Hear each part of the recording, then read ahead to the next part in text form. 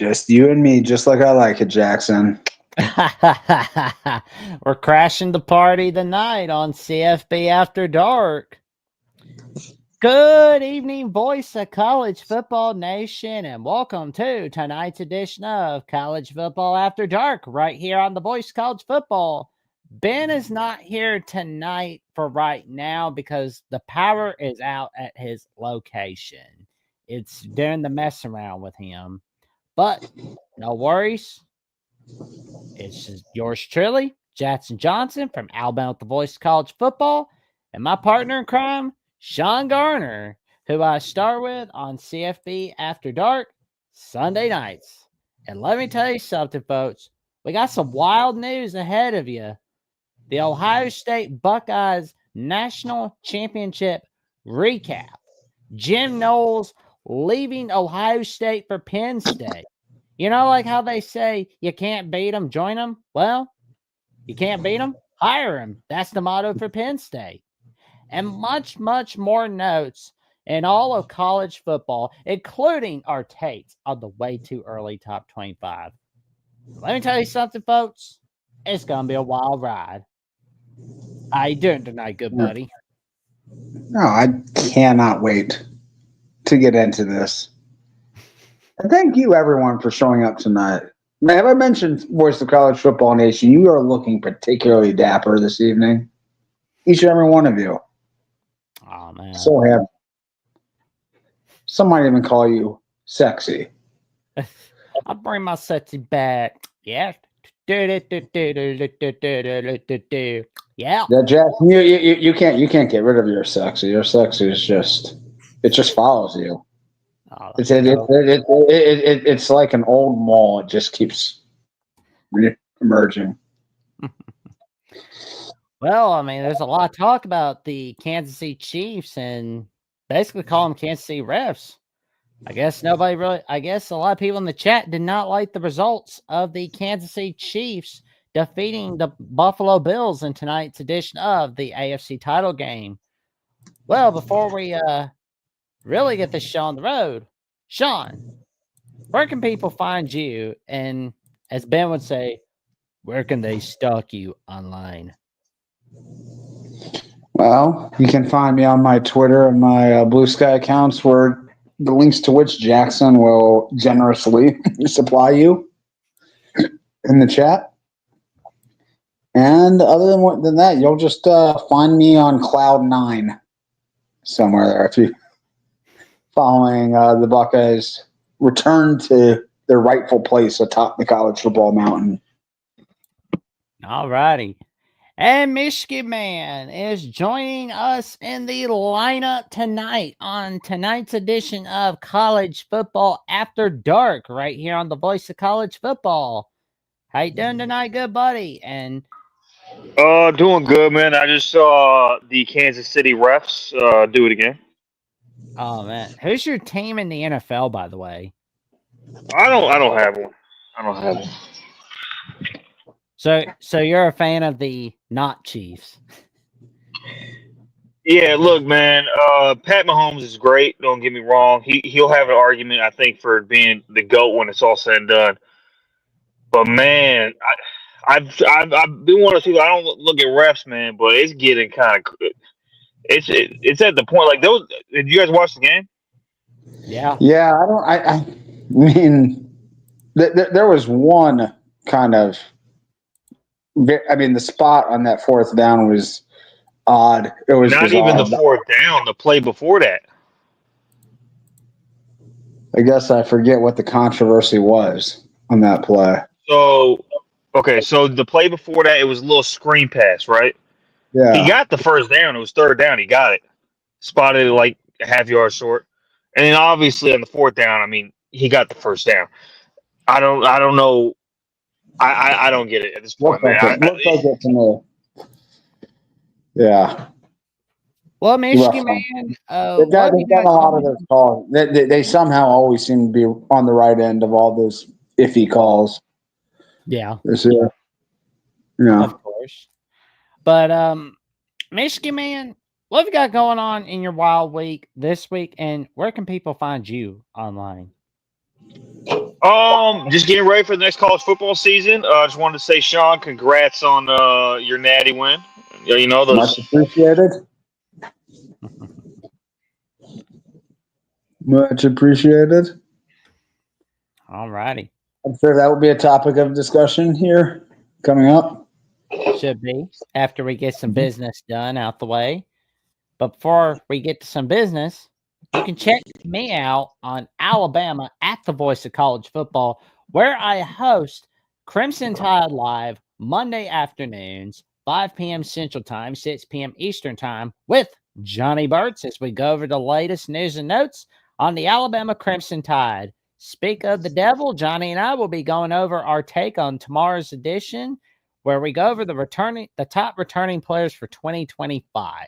We will be going over the top guys to watch for in the Senior Bowl, our Alabama guys, of course. We're going to be going over some more takes on what's going on with Alabama football. Plus, don't forget to tune in for the Thursday edition of the Alabama Call-In Show, where Jeffrey Only Talks Sports and I take your calls on the Alabama Crimson Tide. And you can also check me out on Jackson Johnson 979, where I am 106 subs away from that magic number 500, where I host the Pits Analysis Show with Austin Williams, the Final Whistle with Austin as well, the Buzzer Beater with Will and D, and of course, I host the Jacksonian. And no worries, we will bring you the Mike Debate episode from Locked On Patriots. We've had to reschedule a few times because he's been getting sick with the stomach bug. He went and got sick, but we're praying that he gets to film better, which he's definitely getting to film better. I'm just like, I'm not going to push it. I'm just like, I'm going to wait till he's 100% healthy. It just feels right. You don't push a man when he's sick. There's just things you don't do in life. But for more updates on what I've got going on Alabama with the Voice College Football and on the Jacksonian, check me out on Jackson BOCFB on X and on Jackson Johnson 543908 on Instagram and Threads, and on Blue Sky at Jackson Johnson 97.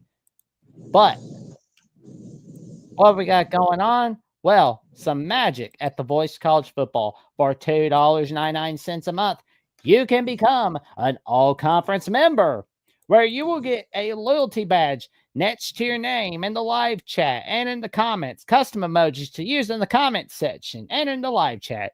You get a member shout out and you get member only polls. And that's all by becoming an all-conference member.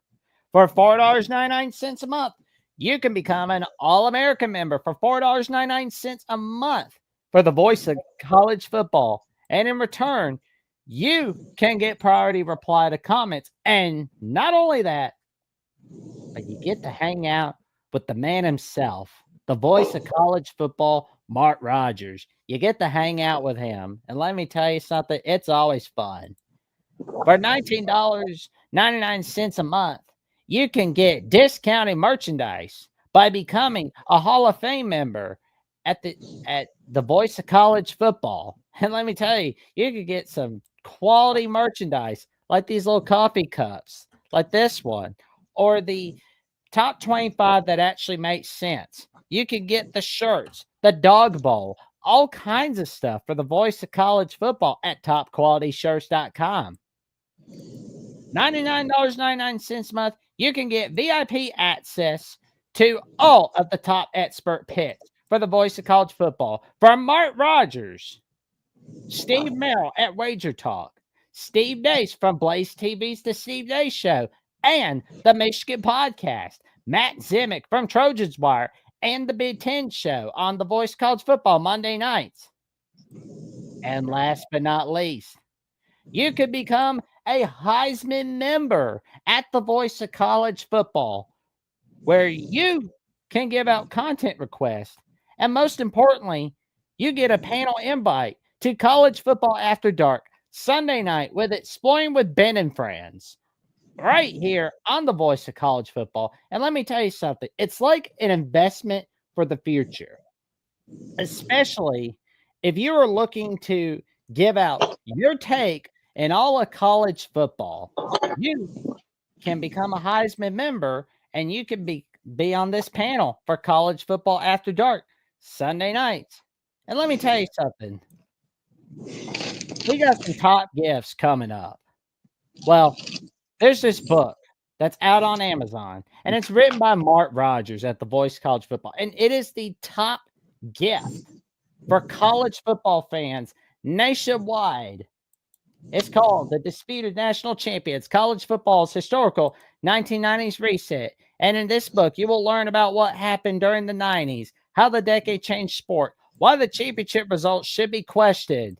You can also learn about how to correctly think through the snares and appreciate the accomplishments of teams that were not recognized as champions. This book provides an in-depth analysis of the changes, controversies, and outcomes that defined a decade of college football. It challenges readers to explore and critically evaluate the decisions that shaped the national championship landscape. Unlock the mysteries of college football's most debated decade. Grab your copy now. There you go. That is on my top Valentine's Day list for me. I'm just going to be reading The Disputed National Champions and watching a little bit of Marshall Dillon and Miss Kitty on Gunsmoke, or probably watch a little bit of The Owl House. Who knows what I'll be watching on that very day. What do you think, gentlemen?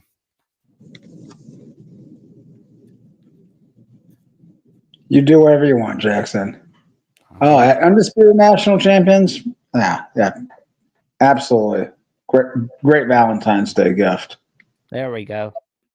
Personally, I think it's perfect enough. You and your here's what I'll say, in debate the merits of the Colorado Georgia Tech share national championships. I mean, I don't think anything gets you in the mood for romance better than that, does it? That's what I was going to say. Hey, for any ladies listening, all right, if you got husbands that love football, there's very few gifts you can get that really shows how much you care than a book that talks about the history of the game. Yeah. So we have an 80s edition of Disputed National Champions. I think we should. Yes. Comment section. Yes. What do you think? Give us your take. I think we should have a 2024 edition. No, I'm just playing. There we go. Well, we should have a 2023 edition for who should be declared the national championship once the NCAA strikes it from Michigan's from the record book. As you can see, the Michigan-Ohio State rivalry. The Michigan-Ohio State rivalry is the top rivalry in all of college football. Coming soon will be an all-time debates session right here on The Voice College Football.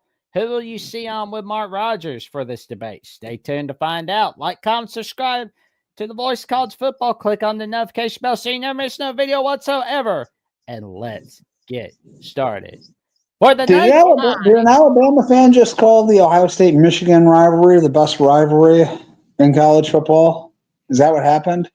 Well, let's see. For me, it is Ohio State, Michigan, Alabama, Auburn. Notre Dame, USC is number 3. Texas, Oklahoma is number 4. It's going to take a minute for me. He just spitting facts, man. It's just the truth. Yeah. Anyway, gentlemen, for the 9th time in school history, the Ohio State Buckeyes are your national champions. There you go. Sean and Buckeye Nation in the chat. How does it feel to see the Buckeyes defeating the Notre Dame Fighting Irish?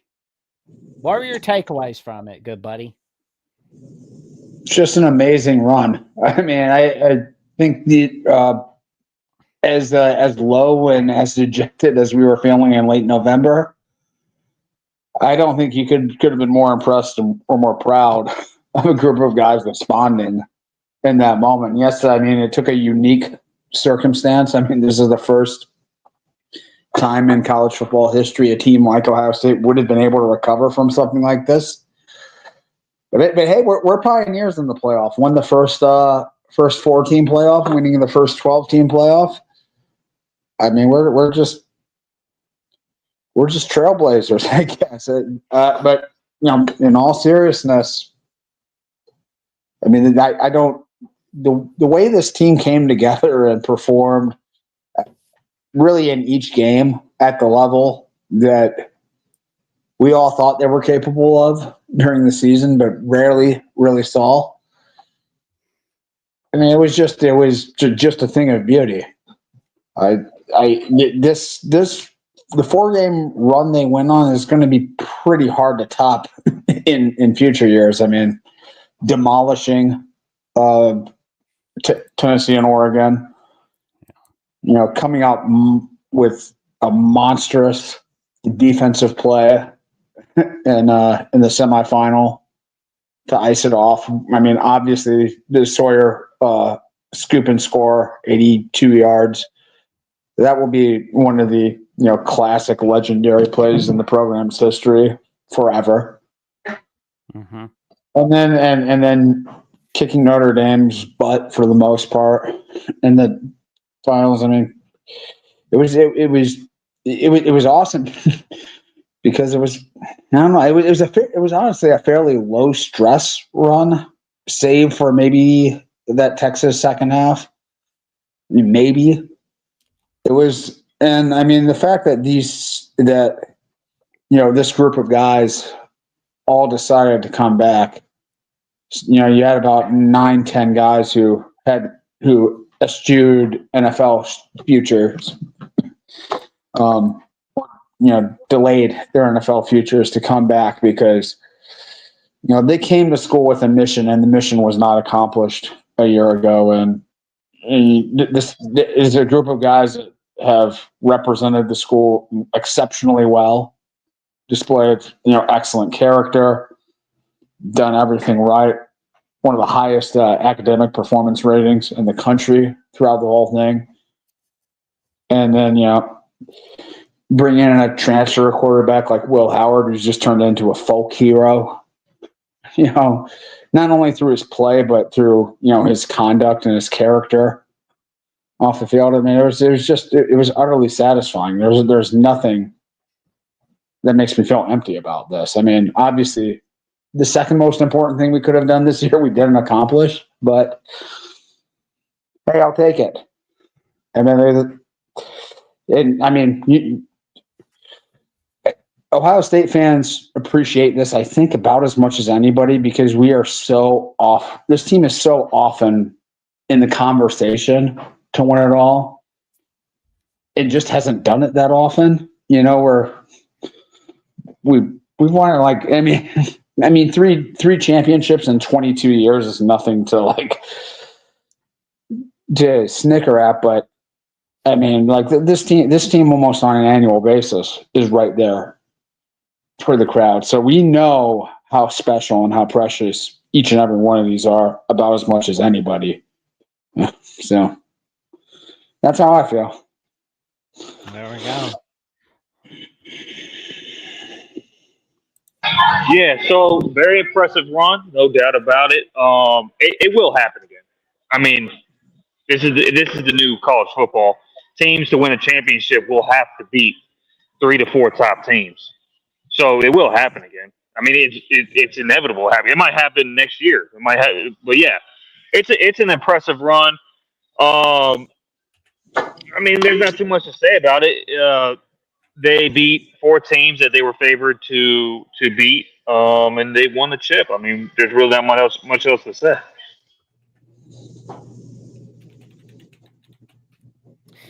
Yeah, I keep thinking about how Notre Dame started off. It was the longest drive in the history of national titles since the from the BCS era to here. That first drive. It was almost 10 minutes. It was 9 minutes and 45 seconds. Yep. Yeah, I said before the game Notre Dame had no chance. Maybe Sean was that the Sunday before? I can't remember. I was saying they had no chance, and it was mainly because I felt the defensive scheme they ran is something you just don't run against Ohio State, and we saw that play out. They try to throw in some zones, but the problem is when you've been a man coverage team all year and then you try to run zone, when teams try to do this, it's very sloppy. It's something you have to practice and do consistently to be really good at. You can't just throw it out. And then they try to just, we're just going to man up. And it pretty much went how I thought it was going to go. The only surprising thing about that game to me was that they did make it a game at the end. But other than that, it's pretty much what I thought was going to happen. Yeah, I mean, you saw the whole game. Ohio State didn't really hit that many kill shots in the passing game. They were just sort of eating them up in that 8 to 10, 12-yard range. I mean, it was kind of like taking candy from a baby for the most part. They were so wide open. It was crazy. I think Howard threw like 2 incompletions in the first 3 quarters of this game, something like that, like something really low, super high completion percentage. It was not a super high degree of difficulty at all in this game. They were wide open. I mean, I was shocked. Like it felt like a lot of times there wasn't a DB within like 5 yards of the receiver. Yeah, absolutely. It was just a meticulous butt whipping. Yeah, after Notre Dame's opening drive, Ohio State went on a 31-0 run, and in that 31-0 run, Notre Dame did not gain a first down. I mean, the middle of this game was just such a thorough beatdown. I really don't think the final score is much justice to how lopsided this game was. They had a chance to come. They had a chance to tie. So. I mean, kind of. They didn't have the ball. They had a chance to get a stop and then get the ball in tie. But it was kind of weird. I was annoyed. I was never nervous at all. I never thought they were really in the game at that point. But credit to Notre Dame. I mean, that's a scrappy, resilient, tough team. And, they fought their way to get here. I mean, they won this game by being disciplined, they got this far by being disciplined and smart and just fight, not making the big mistakes all year. But they were overmatched across the board. Oh yeah, like it felt like it really felt going into the game. I'm sorry, Jackson. It felt going into the game that the Buckeyes were going to have to make like massive blunders to give this game away. And to both teams' credit, no one did. No one really screwed the pooch at any moment in this game. There we go. And before I make my point, we have somebody that has gifted a YouTube membership. Lumity Forever has gifted a Voice of College Football membership. And who is the lucky winner? Dave's here. Congratulations, good buddy. You are now a YouTube member at the Voice of College Football. Dave's here. So you can come on in and join in on the fun perks of the Voice of College Football YouTube membership. Absolutely. Come on here and talk with us, jokers. Educate us. Come on in, Dave. We don't know what we're talking about. We're just here to crack jokes. Well, and admire Jackson's Alabama hat with a green pullover. That's an audacious fit, and I like it. I got that Notre Dame little jacket on. I like that color green. What can I say? Anywho, the special teams call, I noticed where like Notre Dame was called for a fake punt. At that time, there were some people said, "Oh, that's a dumb call. That's a dumb call." But it's like if it had worked, Marcus Freeman's a genius for it. But if it didn't work, oh well, he's a moron for that. But I'm thinking more about that field goal call, the missed field goal in the fourth quarter. Yeah, that's a tough call. That was huge. Mm-hmm. That's a tough call there. Obviously the decision to kick the field goal there is was somewhat suspect, but I thought it was the right call. That 4th and 9, this team, Notre Dame was literally the worst team in the country during the season on 4th and long, and Ohio State had one of the best third down defenses. So, I mean, in order to pick this up, that was a quite low percentage situation for them. And there was enough time for them to get the ball, score 2 touchdowns. I mostly agreed with that call. I mean, unfortunately, he just doinked it. I mean, you have to make it was the right call in retrospect. It was the right call in retrospect because you look back, and if they would have made that field goal, right, it would have been a 5-point game. And if they got the ball back, they could have won it with a touchdown, but they missed a field goal. Yeah.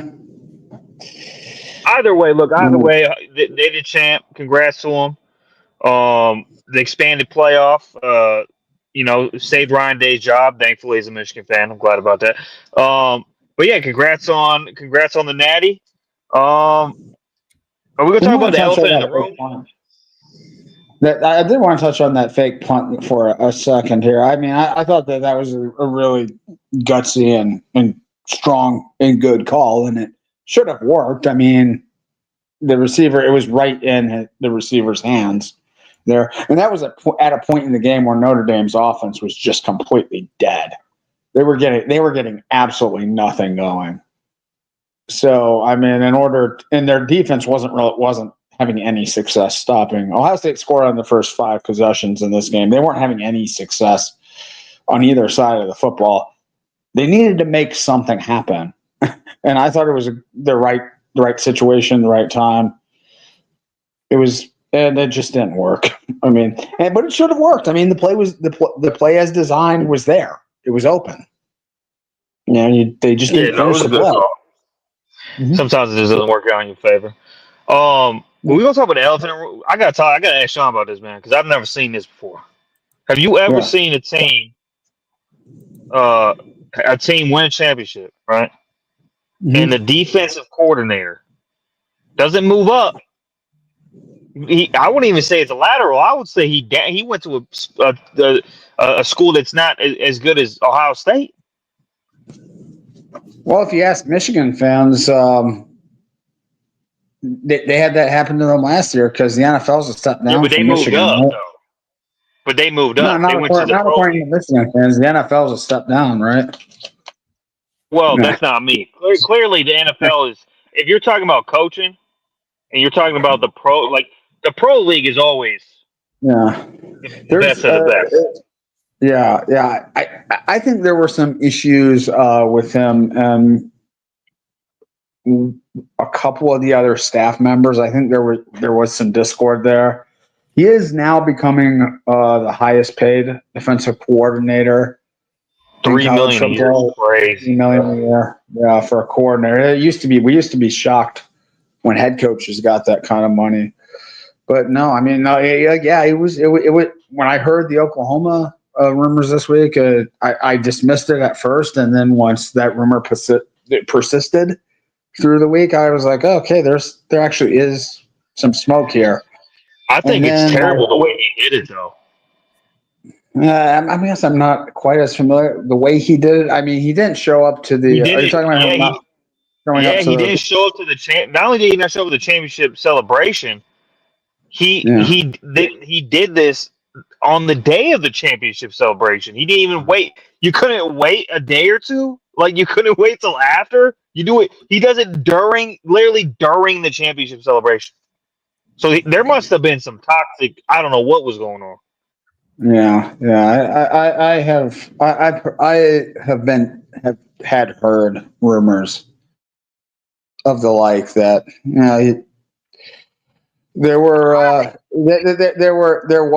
There's basically one very prominent assistant coach. Yeah, Larry Johnson. I already know. Yeah, that he did not have a very good relationship with, and who knows? I don't know.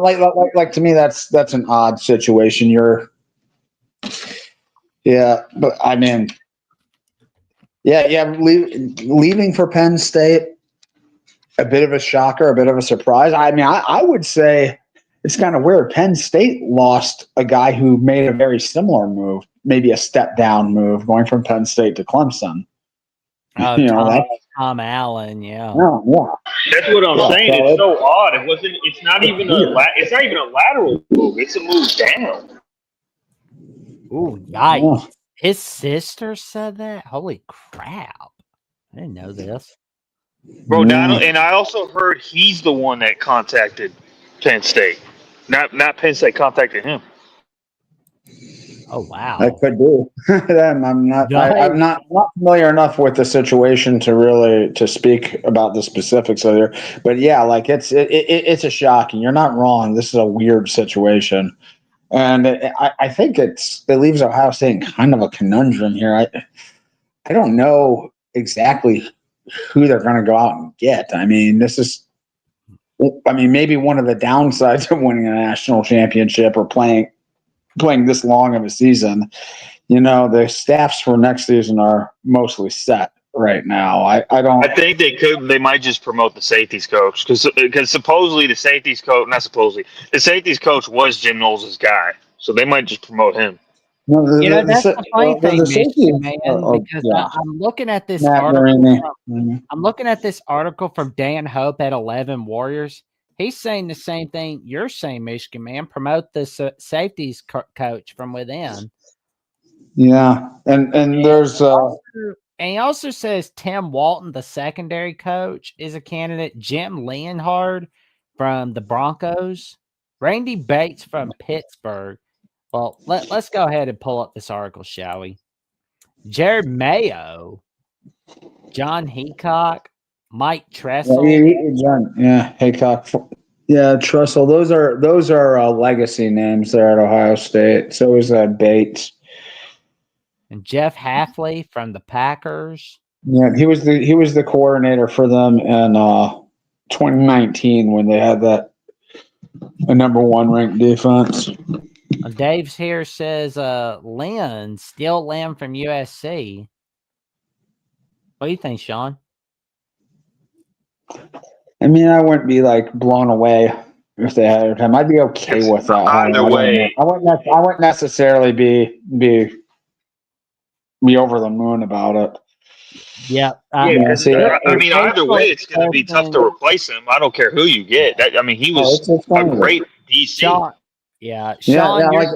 if you move Matt, what is he's Matt Garney or something like that, the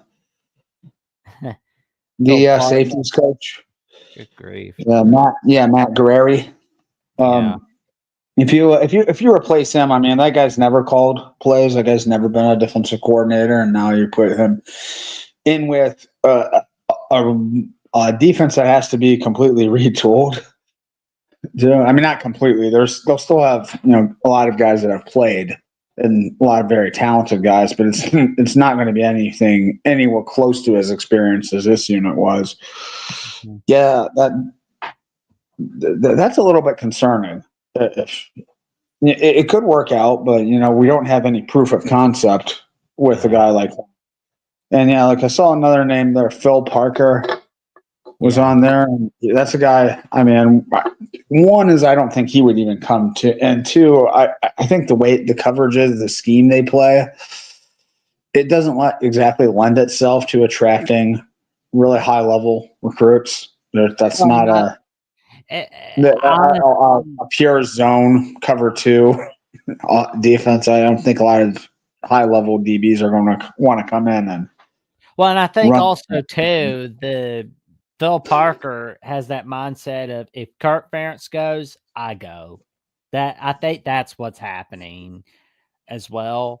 But I'm surprised that Knowles left for Penn State because it was like I figured he was going to leave for Oklahoma because of the fact that his fiance is from Oklahoma. Like that, those are the rumors I heard. So I was like, yeah, he's got to go to Oklahoma because his fiance is going to want to be close to home and all that sort of stuff, right? Yeah. Yeah, they want to. I mean, it was quite the drama unfolding here. What happened? Oklahoma had a pretty good defense this year. What happened to their coordinator? I was a little bit surprised to hear that job was even open. Well, Venables is really the DC there. Yeah. But what happened to that? Also, might be part of a problem with Knowles. Oh yeah. Knowles might have been an issue with Knowles in Oklahoma, but I mean, I don't really know how they're feeling about Todd Bates and Jay Randy Vallee. Bates. Huh? Randy Bates. He's a former Buckeye himself. Todd Bates, but they had their new offensive coordinator Ben Arbuckle from Washington State. I mean, they basically poached that whole University of Washington State. I mean, it's like, oh, we're gonna get an offense. We might as well get Washington State's offense. Come on in here. Yeah, Dave's here says Phil Parker reminds me of Sandusky at Penn State. Was before we found out why. Dude came up for every head coaching job. Yep. But I'm gonna leave that one alone tonight. Oh yeah. But Nobles at Penn State is huge. You got Andy Kotelnicki. You got Drew Allar returning. Penn State has a pretty favorable schedule for 2025. I mean, with the exceptions of having Oregon, but I mean, they're coming to your backyard, and that all depends on when that's going to be played. Penn State's natty or bust next year. Oh yeah, I mean, I don't think they necessarily have to win the Big Ten. They probably have to win the natty. But the question is, and as Darrell points it out, should Penn State be favored to win it all? I think they should. I mean, look, they bring. Here's something we've learned, right, in the NIL era.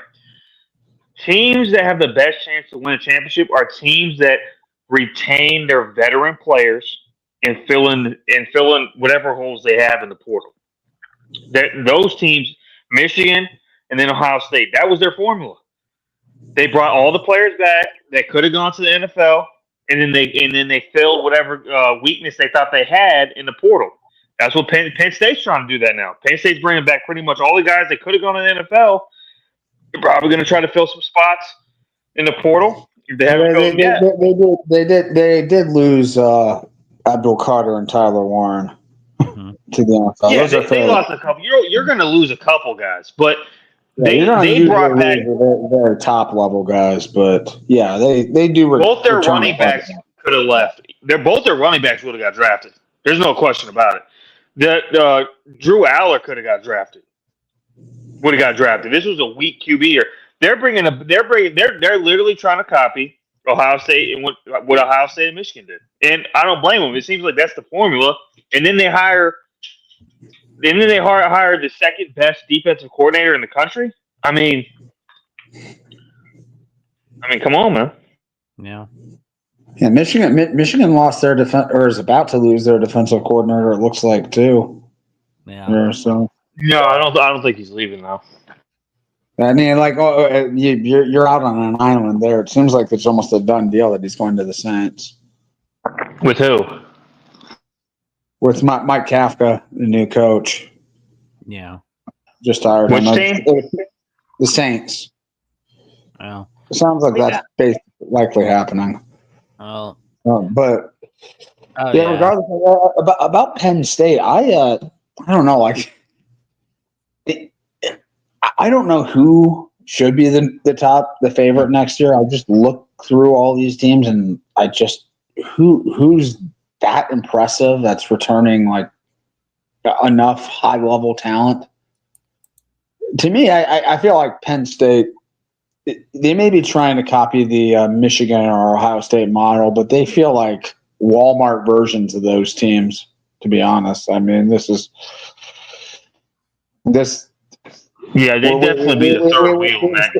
We've seen Aller be all over the place. We've seen this defense this is that like they've got a lot of talent, but it's just like good talent across the board. they don't have the players Ohio State had coming back this year. They don't have, I don't think the culture of the team that Michigan had in 20 after the 22 season. They haven't had the success that those teams have had leading up to this season coming up. I could maybe see them being a preseason number one, but it's kind of a number one by default. I mean, you look like Texas loses a ton, Ohio State loses a ton, Georgia is a mess. Bama, like you just can't put them in that category next year. Michigan, I mean, they're probably a year or two away. And I think Michigan gonna be pretty good next year. I know I'm a Michigan fan, but I think they're gonna be pretty good. If they keep Wheat Martin. They're not going to be national championship good almost for sure next year. Oh, I think they will. I think they will. No. I think Bryce Underwood's going to start year one. I think he's that good. I think the offensive line is going to be better. I think the defense, if they keep Wheat Martindale, might even be better than it was this past year. And I think the running back room is going to be better. So, I don't know, man. All right. I'll say this. I don't think Michigan has a lot of top level, like high level talent on that team right now. I think they've got a lot of decent players. Outside of wide receiver, they got top talent everywhere. Outside of wide receiver.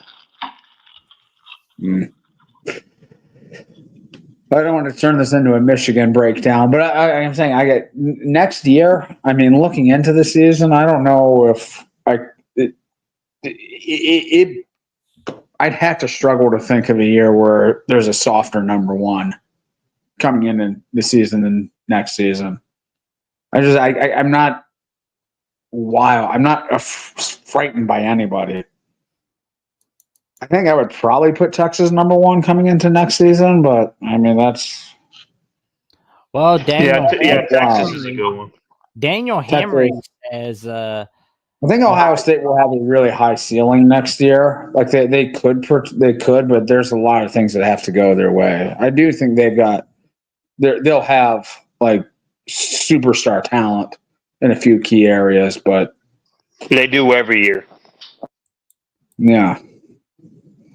Well, we got a recurring guest on Michigan at the Voice of College Football and one of the top YouTubers for Michigan Nation, Maze Madman, tuning in to tonight's edition of After Dark. We appreciate you tuning in, and we appreciate you, Marmar, for sending the link, good buddy. We appreciate you spreading the word, man.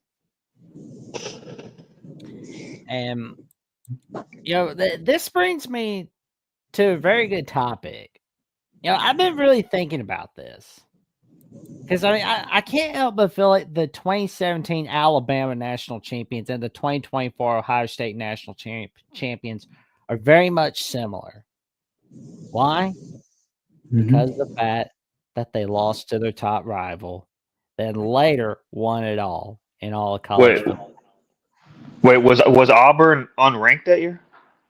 No, Auburn was in the top 10 when we played. Like Auburn was, I think, in the top 15 going into Georgia.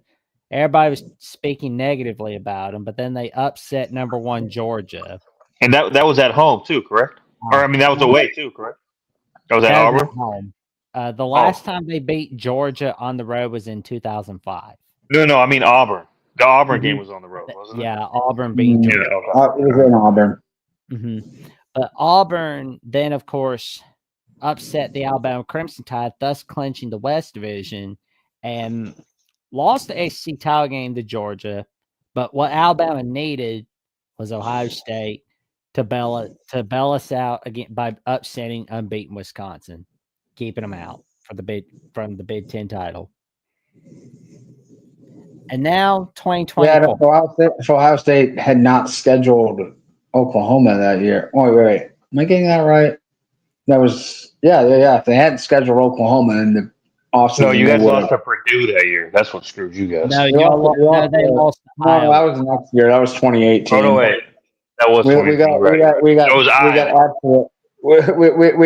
We got absolutely 86 by Iowa. that year.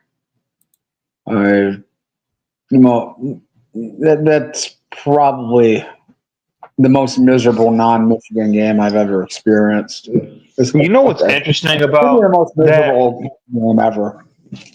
Wasn't that the Auburn team that they were saying if they would have won, they would have made the playoffs with 2 losses. That's that year, right? If they would have, They would have. If they would have beaten Georgia in the title game. I wish they did, because I'm still mad we didn't get our Alabama-Auburn national championship. No, but then Alabama probably would have been left out of the playoffs that year. Not really. I think Alabama still would have been in. But anywho, 2024, Ohio State losing to Michigan. I can't help but feel like that was the best thing to happen to the Buckeyes, because it was like it was like a reality check for them. It was like, well, hell, this is a 1-game elimination season now. well, I felt personally, and I was saying you could check on the older episodes. I was saying since pretty much I think it was a Tennessee game or before the Tennessee game, I felt Ohio State had a great chance to win it all. And this really shows you how fickle fans are, because they're all saying we should fire Ron Day and all this, right? But it's like, guys, you're still in the playoffs, right? You still have a great chance to win the Natty, and then it just shows you how fickle they are. And I just felt they had a great chance to win. I felt that they were the most talented team all year, no questions about it. And the teams they were playing, I just felt weren't gonna run the right type of defenses and game plans to really beat Ohio State. Sean, and then the number one team in the playoff was a team you came within 1 point in a controversial call of beating during the season. So, there's a lot of parallels to the Alabama team of 2017. I think there's more parallels to LSU in 2007. 2007. Ooh, wow. The only other team to lose 2 games, but that team lost to kind of mediocre to 2 kind of mediocre teams. Yeah, they lost. Michigan's not mediocre. No, but Oregon was undefeated. The undefeated Big Ten champions. I mean, it was LSU. LSU had to have like a few different. Had to have like the world collapse in championship week. Had to have, I think, Missouri and West Virginia both lose, and West Virginia was playing a horrible Pitt team. Back then, yeah, no, for sure. But back then, there was no play. That was BCS still. I mean, you really had to win your games. But I think it's more. I think the parallel really, when I compare it more to 07, I'm talking about the field. 07 was a pretty weak field. I feel this year was a pretty weak field overall. No, 07 was a bad field. This year's field has gotten like too much trash. I mean, it was not pretty bad. It was pretty bad. Oregon was a really, really good team. I mean, they absolutely smashed virtually everyone they played this year. They smashed Idaho? That was week 1. They smashed Boise State? They smashed the entire Big Ten outside of Ohio State. They smashed Wisconsin? They smashed Wisconsin? Yeah, that's my point, though. Look, the way I look at it, right? Let's go conference by conference. SEC. Not one team finished with less than 3 losses. Not one team. SEC was terrible this year. The Big 12, not that good this year. ACC, not good at all this year. You really have one good conference out of all the conference. I don't remember a year where you really only had one good conference. That was it. You had one good conference, and Ohio State was clearly all year the most talented team, the most veteran-led team. And it's not their fault. It's not their fault at all that this just happened to be a weak field. I mean, it is what it is, but yeah, I mean, you can say this about most years. I could say that about last year's field too. I didn't think any team was that good. I mean, Washington had like a 100 and something ranked running game, had like a defense that ranked in the 90s last year. They were entirely one-dimensional. Washington would beat every team in the playoffs this year outside of maybe OSU. I mean, like if Penix is playing well, I mean, like it's just Penix had one of the greatest QB seasons we've seen last year. He threw for almost 5,000 yards. He had NFL wide receivers. No one was really able to stop that offense. That was one of the best offenses we've seen. The rest of that team wasn't very good. The rest of the team, I mean, they carried those. A few guys carried that team last year. Sean, if that team's not very good, if that team's not very good, then this year's teams were terrible. I said the rest of those teams, the team was not very good. I thought Texas was a better version of Texas last year. You had a better defense, especially up front. You had those NFL defensive tackles that you didn't have this year. You had Xavier Worthy. We see what he's doing this year on the Chiefs. I thought they were a better version of Texas last year. I thought Georgia last year. Oh man, Georgia last year was a juggernaut. They just happened to lose to Alabama in the championship game. So the way I look at it is the top 3 teams in the playoffs plus Georgia, I think would beat every team in the playoffs this year. OSU would put up a fight, but we're getting off the weeds here, though. Yeah, and West Quad Adams House wants to know if we could discuss all 4 of the teams with a bye losing. Absolutely, because I mean, I gotta admit that was nuts. But I mean, I know that there's been like debate saying, "Oh, we should just change system because of that." But you don't ever hear anybody saying that about the NFL. Oh, well, the 1 seed lost, so we should just change system. No, you can't do that. If it's the same way for the next 5 years, if it's like this every year, 5, 6, 7 years, then let's talk. That's not going to happen, obviously. This was a weird year, and that like probably the best team, the most talented team, ended up with 2 losses, including one very weird one. So they got seeded put in a weird spot in the bracket, which it was the spot that they earned, but it was not like representative of anything. And then you also reserved this 2 spots for winners of inferior conferences. Those 3 and the 4 seeds, a lot of these years are not going to be anywhere close to top 5 level teams. Both of those teams were like 16-point underdogs this year, so that is a flaw of the system. That's just a bug in how they set this whole thing up. And then you also had another team like Georgia played Notre Dame. Notre Dame literally cannot get one of those top 4 seats. They can't. They're prohibited from it. So I don't know. It was a quirky year. I think more often than not, you'll see the 1 seed win very convincingly in their first game. Like that's going to be more common than I think the whole punishing Notre Dame for not being in a conference has backfired. Honestly, they made the Natty, so I mean, yeah. I know. We're gonna keep you away from getting a bye. It's like, really? That's bothersome? Okay. I actually think that helped teams, though. I mean, I think we saw this. The second round, every single one of the teams that had the bye were super rusty. Every single one of them. Mm-hmm. Super rusty. I don't know. I don't know about that. I mean, like when I watched that Georgia game, I thought Georgia controlled most of the beginning of that game against Notre Dame. Penn State. Arizona State didn't seem pretty damn rusty to me. I mean, they came out. So when I say rusty, it's how you come out. So if you let's take the Texas ASU game for example.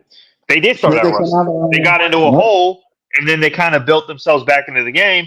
Same thing. Well, Penn State was just way better than Boise State. I mean, but either way, you look at I think OSU was just better than Oregon, but even they kind of climbed back. So I think each team had kind of a slow start to their games. Meanwhile, the teams that were coming in, they were on a roll. They had momentum going. They just played a week before. They continue to practice. They continue to get that rhythm, and then they go into the game facing a team that hadn't played in 3 weeks, a month. So I think that needs to be fixed too, honestly. Because even in the NFL, you don't see that. You don't in the NFL in the playoffs. There's not one team that has a month break, and it has to play a team that's kind of in a rhythm. Yeah. I think it's just mostly the fault of the bracket design and the fact that maybe there was a little bit more balance among the top 6 or 7 teams this year than there normally is.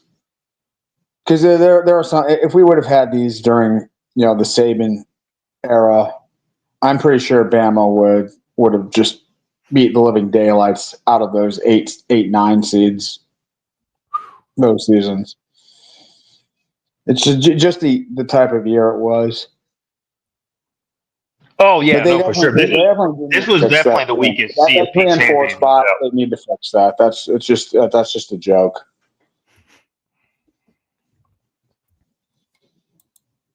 Not. Yep. HC won it. But yeah, I think honestly we're gonna wait and see what happens. But the 2024 season for Notre Dame, let's not forget. I mean, they let that A&M win go to their head going into week 2. Lost in Northern Illinois. It was so embarrassing. Yeah, that is a crazy loss. Right? I'll never understand. And that goes into my argument too about how weak the field was. I mean, you had a championship with a 2-loss team and a team that lost to NIU. Well, and I heard this discussion about how if we had a 4-team playoff, Notre Dame would be knocked out of the race because of that loss to Northern Illinois. I mean, I know Carter Bryant from Power Hour SEC and Power Hour NFL and Power Hour LSU, very good friend of the Voice College Football Network, by the way, said that Notre Dame being in the playoffs would be bad because of that loss to Northern Illinois. You don't let teams that lose to Northern Illinois in the playoffs. You just don't do that. But, he stressed that concern to me on a Jacksonian episode that we did together in November. And, a few other people, such as Jeffrey at Only Talk Sports, were like, wait a minute. Just because they lost to Northern Illinois in week 2 doesn't mean you should just be knocked out of the race. We got to see what you can do the rest of the season. Yeah, this is the only sport where you make those kind of arguments where, you take one bad loss, you have one bad performance, and that excludes you from the race entirely. That's only a feature of college football that doesn't exist. Oh, yeah, 100. You know what this playoff proved, though? Conference champions now mean absolutely nothing. They mean nothing. Why even play the conference championship game? I'm sure that they'll all get their conference championship rings. Oregon won the Big Ten, Georgia won the SEC. Yeah, but they don't mean anything when it comes to winning the big one. They literally mean there's no advantage at all. It's pointless. Unless that's just a problem with the system. It should help you. You have to play one fewer game. Your body gets beat up less. It should absolutely help you. Man, agree with the fact that it doesn't matter if you're in the SEC or Big Ten, but it matters if you're in the ACC, the Big 12, or in a Group of 5 conference. Yeah, that's what I mean. I'm mainly talking about the Big Ten and SEC. Literally doesn't mean anything. It actually, I know you get the bye, right? But in a way, you still played an extra game, right? You still, because you played the conference championship. So you still played an extra game. It's kind of a wash. But then shouldn't the teams that get punished be the teams that lose the conference championship game? That's the more compelling situation because they have to play possibly 2 extra title games. Those teams would have to play Penn State and Texas would have had to play a 17-game season, and both of those teams won both of their games to start the. Now I would say because the way the bracket worked out, they got favorable draws. Like Penn State got a much better draw than Oregon, and Texas got a much better draw than Georgia. And I think the committee has to look at that and realize that there's something wrong with that. There we go. For sure. But that's not the fault of the conference championships not meaning anything. That's just the fault of a bad system, of a bad form. Well, I never thought I'd agree with Darrell. Hey, Darrell, if you in the chat, don't let this go to your head. I think the 14 playoff was the best. I do. Every game mattered. Every game mattered. Every single one. Down to the line mattered. Now it's like, oh, I could lose to NIU. I could lose a couple games. I could lose 3 games. I'm fine. There's no pressure. The 14 playoff, you couldn't lose a game. You could not lose a game, bro. You had to win every game. Every game mattered. There were one-loss teams that got in all the time. I mean, the majority of the teams that got into the playoffs. But it wasn't a guarantee if you lost one game. No, you It's a definitely guarantee now. If you lose 2 or 3, you win. Well, how many 3-loss teams did we have in this? We didn't. We didn't. No, we didn't have a single 3-loss team in the. Okay, well, there's a guarantee you lose. If you lose 2, you're guaranteed in. You got 2 games to waste. No, if Indiana lost another game. If Notre Dame would have lost another game, they would have been out. Oh, great. My mistake. We had 0 3-loss teams. 3-loss team. My bad. Okay, gentlemen. That was. We did who? Arizona yeah. State, right? They got in. They won their conference championship game. So that's just conference championship. But Sean, how many 2-loss teams made the playoffs? How many 2-loss teams made the playoffs? How many 2-loss teams? A bunch, I believe. You would have had probably most of the rest. You would have had like Georgia. That's what I'm saying. Like you could lose 2. If you're in a Power 4 conference and you only lost 2 games, there's a high chance you win the playoffs. The pressure just ain't there. Like Ohio State, for example. Ohio State lost to Michigan. Everyone was like, yeah, they're in. There was no question about it. They're in. And then they proved they were the best team. Notre Dame would have been in. I don't think Notre Dame would not have been in. They would have been in. But I'm telling you, this year in a 4-team playoff, you would have had a 2-loss team in for sure. It would have been guaranteed. You would have had Texas in guaranteed, and then you would have had. You would have had Texas. You would have had Oregon, right? You'd had Oregon 1. You'd have Notre Dame.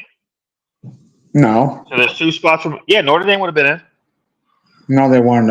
I mean, not if you went by the seeding, the final rankings, it would have been. Yeah, what was the seed? What was the ranking? It would have been Oregon, Georgia, Texas, and Penn State. Now, I think the final spot that might have been like debated a little bit more if they were it might have been ranked a little bit differently if it was a 4-team playoff.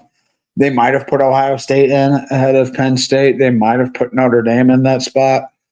I'm not sure. I would think that they would not necessarily want to have like 2 rematches of conference championship games, which is what the rankings would have given us. So I think there might have been some adjustment there. But what was Notre Dame ranked? Not in the seeding. What were they ranked? Notre Dame was ranked 5th. Okay, so they were ranked. Okay, well so because Texas had the 2 losses, obviously to Georgia.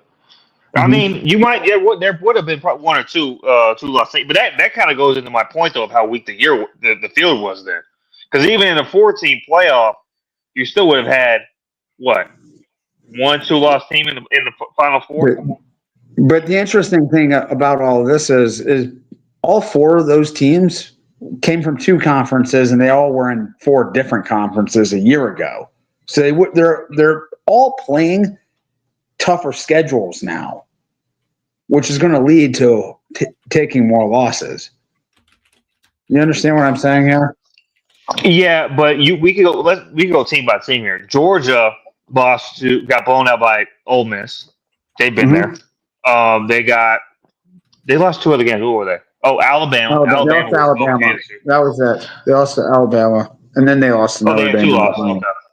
Mhm. So they lost to Alabama, who wasn't that good. And then we go to Alabama too. Alabama lost to Vanderbilt, got blown out by their not They not a weren't good in the Oklahoma State. conversation at all, though. I mean, Well, I'm just my point when I'm bringing this up is it's not just they play tougher opponents. No, actually, these teams were losing to either the same opponents they've been playing or they're losing to teams they had no business losing to. So it wasn't just, you know what I'm saying? It wasn't just, oh, we're playing tougher opponents. no, but I'm saying, and if you would have had the conference alignment set up like it was last year, Texas probably goes undefeated. Texas probably runs the table in the Big 12. They're probably completely undefeated. Georgia, yeah, maybe they lose one of those games, don't lose the other. Georgia had a brutal schedule this year. Yeah, but Georgia lost to teams they always play. So I can't say they would have lost. No. They don't always play Alabama or Ole Miss. They play those teams. They used to play those teams once every 6 years. Yeah, but I don't know. We don't know how the schedule would have been. Georgia's schedule last year was like actually really last year it was, but they still could have played those teams in a year. Yeah, they always play Auburn. Either way, Georgia was nowhere near what they've been. You would have had you would have probably. I didn't even bring up the Georgia Tech game either, Sean. The Georgia Tech, we could go game by game. Okay, but what I'm saying is you're saying all these teams had all these losses, and this wouldn't have happened in previous years. What I'm saying is there's a completely valid reason why this situation is different. Last year, if you would have put the teams in last year's conference schedules, you would have had probably a one-loss Ohio State team, probably about a one-loss Georgia team, maybe a two-loss SEC champion, and Oregon would have been undefeated out of the Pac-12. So you would have had two undefeated teams and two one-loss teams. That's a very typical college football 14 college football playoff. Yeah, but it's not just that they lost games, Sean. We go team by team. Georgia's probably the worst they've been since I'd say 2018. Well, we're having a different conversation. I'm not talking. I'm talking about the overall. I'm talking about the overall field, though. Georgia's probably the worst they've been since 2018. Not only did they lose 2 games, one was embarrassing. They needed 7 come from behind wins, 7 all year. They gave up 40 points. Come from behind, you mean they were trailing at some point in the game? Like they were down 3-0 in the first quarter. Yeah, Georgia struggled all year with teams. They went to overtime with Georgia Tech. They got blown out by Ole Miss. I know they took the lead against Alabama, but they were down 34-0 at one point. And then they needed to come from behind win versus Kentucky. That game, they could have lost that Kentucky game. Yeah. I mean, I could go game by game with Georgia. This Georgia team was the worst in 2018. Alabama's the worst it's been since the early 2000s. No offense, Jackson. Worst it's been since the early 2000s. Texas was good, you know what I'm saying? But, I mean, I could go blue blood by blue blood, team by team, and they're just not as good as they've historically been in the past 15 years. There's really no argument against it. Well, and there's a membership message. Well, wow, I've been a member for 17 months. Nice. I say let's get the Voice of College Football to 100,000 subs, and we are 209 days until the start of week 0 of the 2025 college football season, and 214 days until the start of week 1 and the 24-hour live show from the Voice of College Football. Stay tuned for more. The countdown has begun for 2025.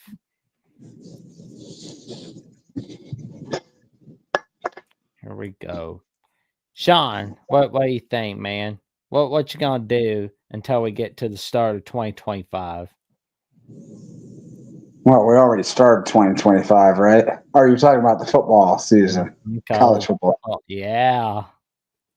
Well, I don't know. I guess I'm going to do other things in my life and keep an eye on the college football scene.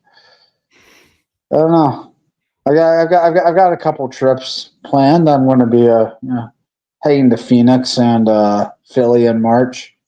There we go. Going to be taking probably going to be going to Vegas this summer. So I've got things lined up. Sure. There we go. Ready to look at the way too early top 25 according to Mark Schlaball?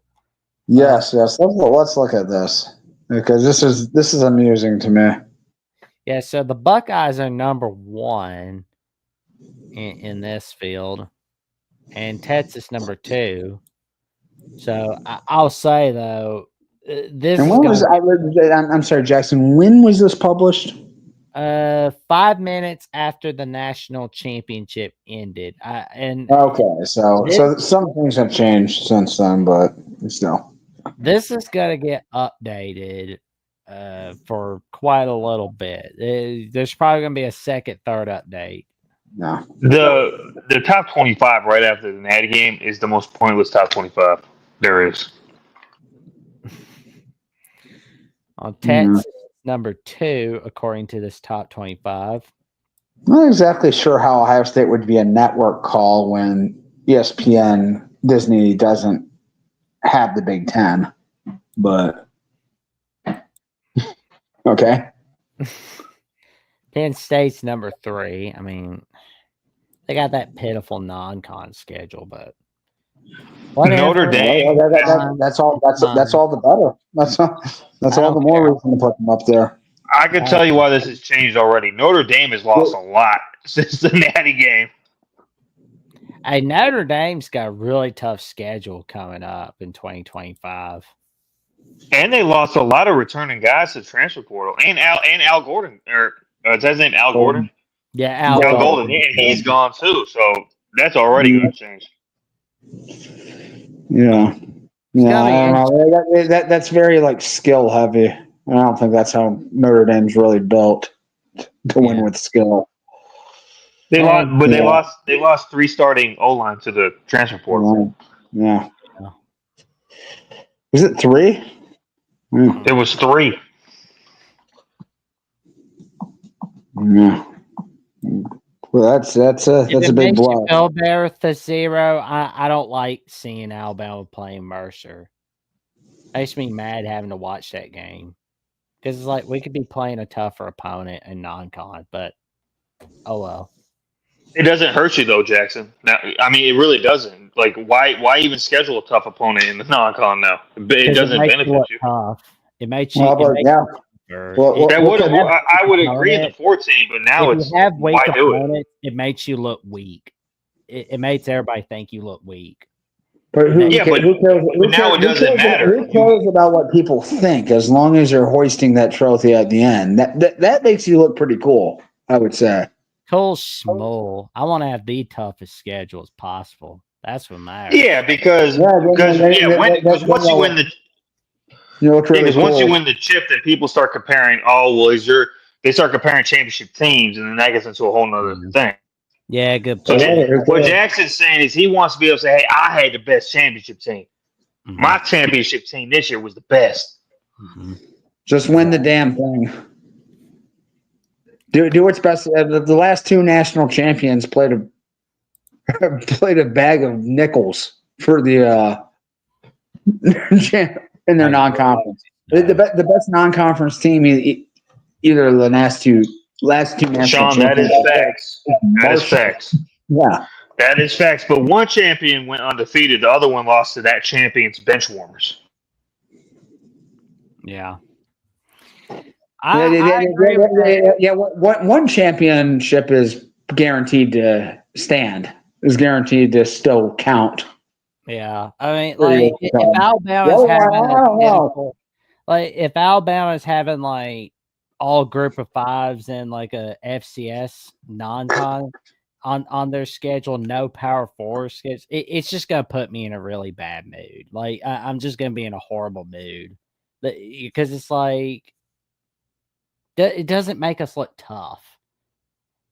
But I feel what you're saying. But at the end of the day, it's about winning the championship. And with this format, why would I schedule a tough opponent in a non-con? Like if I'm Alabama, right?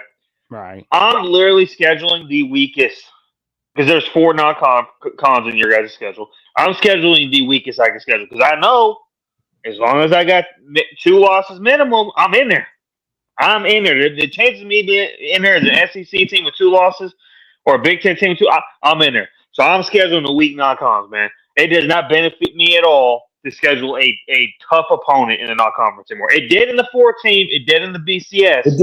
It didn't do it then either. Ohio State missed out on playoffs one year because we lost to Oklahoma. But you also lost another game. Yeah. Well, I mean, we didn't win but it gave us no margin for error. Losing that one, if we would have played Oklahoma Tech that week, I mean, or we would have played Tulsa, they'd probably make the playoffs. Would have been a one-loss for sure. I'll give you a perfect example. If Michigan would have lost to Ohio State last year, there's a good chance they wouldn't have made the playoffs. Mm-hmm. They wouldn't have. Ohio State had a better resume than Michigan going into that game. You're proving my point. They had a weak non-conference, and if they would have lost just one game at the end of the year, they're missing the playoffs in the 14 format. Now it literally means nothing. It literally means nothing. Yeah. It always means something. I mean, it's going to be very rare that game that you're going to have an Ohio State Michigan with those kind of stakes. Yeah. I mean, it hardly ever happened before then. Well, it definitely ain't happening now. Means a lot. The Ohio State Michigan game means a lot in and of itself. It means a lot less now, though. Like a lot less. Yeah. Unfortunately. Well, strength of schedule should matter, like a lot, in my opinion. It's too bad it's not. I agree. I agree. It should, but one of my favorite examples that no one talks about in the seeding format, they seeded SMU ahead of Clemson right after Clemson just beat them, and the whole point was, well, Clemson had 3 losses, SMU had 1. Mm-hmm. But I guess they actually had 2. Their third loss was Texas. They actually had 2 losses. Their third loss was Texas. No. They lost to Georgia, Louisville, and South Carolina during the season. But what I'm saying is, they lost to Louisville? Clemson was only seeded below SMU because they played 2 tough non-conference games, whereas SMU played the worst schedule of any Power 4 team in the country. Yeah. And SMU got in, and they were seated ahead of Clemson, who had just beaten them. At that, they didn't value scheduling tough games.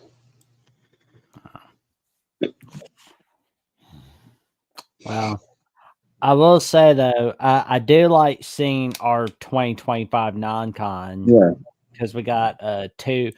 Alabama's got 2 Power 4 non-con posts, which I mean, I want to see that more often for the future. Which I mean, I think we've got that for right now, but I don't know how it's going to turn out for everybody else because these schedules are made 5-10 years. That's the funny thing about these. You never know exactly how you only have a rough estimate based on past performance, how difficult any of these games are going to be when you schedule them. So the only reason who does Alabama play in the non-con again? Wisconsin, Florida State, pitiful FCS opponent, Eastern Illinois, and we got Louisiana Monroe. I mean, I'm not too crazy about the Eastern Illinois game, but you know what? I'll overlook the fact because we got Florida State, Wisconsin. So cool. I just realized another thing too. Because before you'd have an argument, if we play a good non-conference opponent, that's also revenue, right? Because you're playing, because of the viewership and all that. Mm-hmm. But now that's actually not there because if you make the playoff, you're playing a minimum of 3 games, and you're making more money doing that. Yeah, but the schools themselves aren't making a whole lot of television revenue. That's split among the leagues who generally disperse that. It doesn't benefit the schools. I mean, it benefits the schools financially in a lot of other ways than it makes it. But as far as the television revenue and how that's distributed, I mean, Michigan State gets as much of that television money as a whole. I'm pretty sure the school that plays in the playoff games gets extra revenue. True. Well, they get extra revenue from people like me spending $40 for swag like this. Yeah. Another like $200-300 on other paraphernalia. But the schools themselves know that it's been like that for a long time. The postseason revenue gets split evenly among the schools. Actually, I got it right here. So the team that makes the semifinals and the championship gets extra revenue from their conference. Okay. Yeah. Austin makes a good point. Notre Dame gets all of their playoff money. They don't have share with that is why they are independent. And that is the only reason why they are independent. Don't let anyone else trick you. We'll get back to the way too early top 25 rankings in a little bit. But if you had to choose between sharing playoff revenue with other teams in a conference or being an independent and keeping all the playoff revenue for yourself, and chat, answer this question if you want. Which would you rather choose? Michigan man, you go first.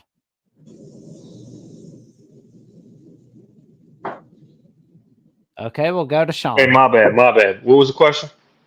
If you had to choose between sharing playoff revenue with other teams in your conference, or you had a chance to be an independent where you can keep all the playoff revenue to yourself, which would you rather choose? That's how I got to look at the numbers, right? I know when the Big Ten signed their contract with, was it CBS? Or Fox, CBS Fox?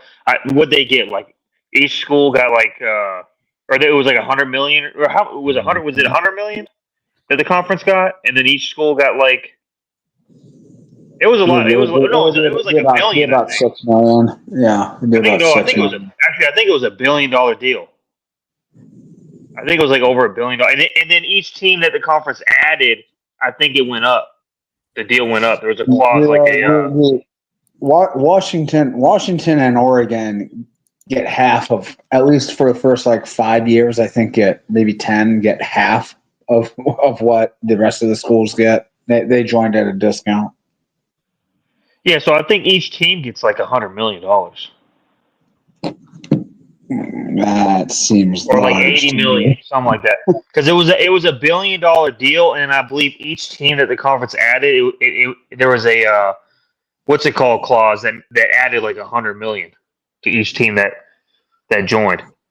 I'm pretty sure that was the deal. Like just an escalator clause there. Escalator clause, yeah. So you got to weigh that in, and then you got to look at Notre Dame. Do they have any TV network deals? Are they in line with any of the networks? They were in line with NBC for a really long time. They got all that money to themselves. Yeah. I probably in terms of money, I'd probably lean independent. I probably will lean independent because I feel like I don't know the numbers. I'd have to look at the numbers, but I would imagine independent probably makes more. You would think, but I mean,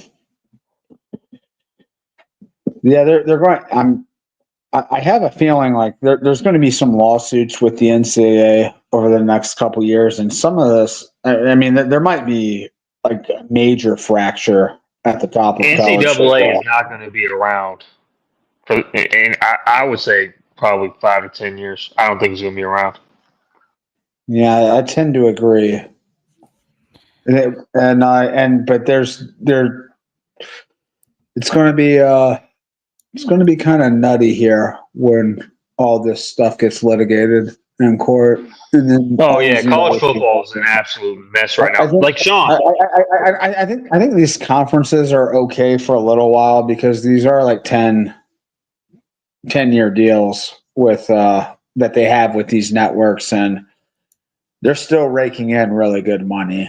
on those, and they'd be probably foolish to try to negotiate these on their own or to try to form some other union to create that. So I think the conferences will stay around, whether they stay under the NCAA umbrella or not.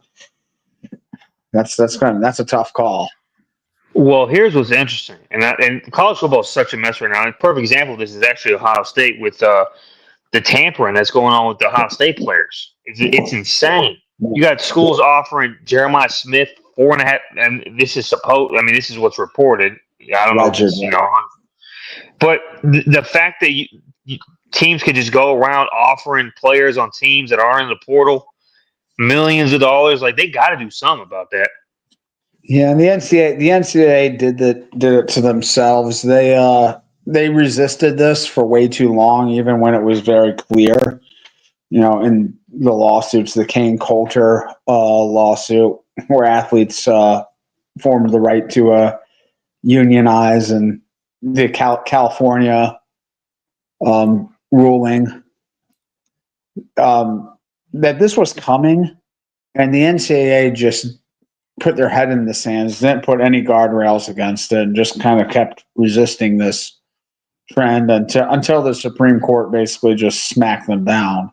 Oh, yeah. And said, okay, you're like, you know what, you have no right to rule over what these players can make or how they can be compensated or whether they can move around or not. You don't have any rights to that.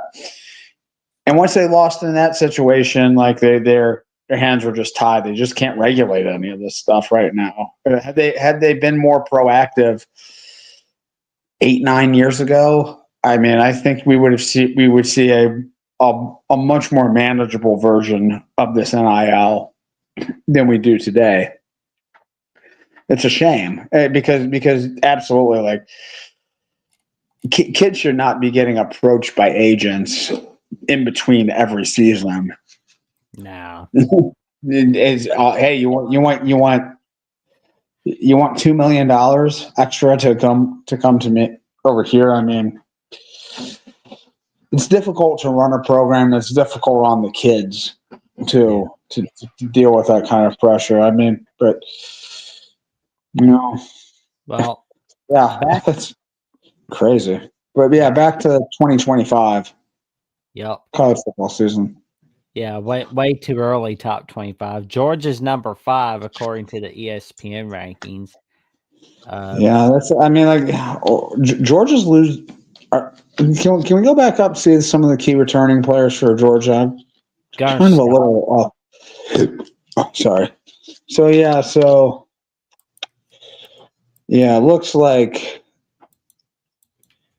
Jalen Walker, Malachi Starks, Michael Williams are all gone. No surprising names, except I guess maybe Oscar Delp. I guess maybe he could have been a relatively high pick as a tight end. The rest of them, that team. I mean, that team needs to grow up in a hurry, including the coaching staff. I just thought, I've said it a million times, I think maturity or lack thereof killed them this year. They need to run their program a lot better and show a lot more discipline. And next year, I mean, looking at the names that they're losing next year, I mean, you're looking at least 3 guys that'll be top 20 picks. And I'm not seeing the same level of talent in the returning players list. So yeah, they're losing some big talents there. Can they really replace them? They should. I mean, according to their recruiting rankings, they have a lot of guys coming up, but who will emerge? So I don't know. Well, then we got Oregon at number 6. Dante Moore, after he left Oregon for UCLA, decided, you know what, I'm coming back to Oregon. That I mean, I know I can be the starting quarterback at UCLA, but that place is hell. I'm going to Oregon. Yeah, we'll see how much he's grown up over the year. That was a rough freshman season. Oh, we lost Michigan, man. Yeah, that was a rough freshman season for him at UCLA. Oh yeah, this is I'm a little surprised to see them down this low. I kind of almost lean towards putting them number one going into next season. And they do lose quite a bit. Mm-hmm. I mean, a number of talented guys at some key spots, but they also just they're very active in the portal, and they pulled in, I think, the number one recruiting class in the country this year. So you expect some of those guys to come in and step right in. I don't know. I would be buying Duck stock going into next year. I think they'll be really good. I wonder if Oregon could be one of the teams that could win it all in 2025. We'll wait and see what happens. Yeah, but there we go. Wow. That seems rich. Clemson at number 7. We know who they're going to play, but we're going to find out tomorrow on when they're going to play all their ACC opponents. Oh, really? Oh, that'll be fun. That'll be interesting to see. So, do they play Louisville next year? Yes, but on the road. We don't know when until tomorrow. They play SMU? Yes. Okay. I wonder if Sean Madonna will be back calling that game. So we know they play South Carolina. Do they have any other signature non-conference games? They got LSU week 1. I'm ready for them to. I'm ready for that game. I want to see them beat LSU. Yeah, that'll be a matchup of two pretty Nussmeyer's coming back. There they are. Speak of the devil. Yeah. Nussmeyer coming back for LSU against Klubnik. There's two senior quarterbacks. I don't want to call it. If the college football playoff version of Cade Klubnik is any foreshadowing, I mean, maybe Clemson is going to be legit, a real player to deal with next year. I don't want to call it. Sorry. Go ahead. I was going to say, I don't want to call it early, but LSU's overrated. They're going to show it again. Then they're going to win some crappy bowl game, and they're going to get another this time for sure. Yeah. I mean, was it? Yeah, Kyron Lacey. That wild situation, huh? I haven't heard anything that is happening with them. If anybody is not familiar, Kyron Lacey apparently was wanted in a vehicular homicide case. Ooh, yikes. Right after it? Yeah. Did you hear about this? Oh, man. That's first I've heard of it. This is bad. Yeah. They declared for the draft, and then, I guess a couple. I want to make sure I get this right because I could have sworn it was him. But I haven't heard anything about it since, which I find strange. Oh, yikes. Are you looking up too? Yeah. What was the guy's name again you just said? Tyron Lacey. Tyron Lacey.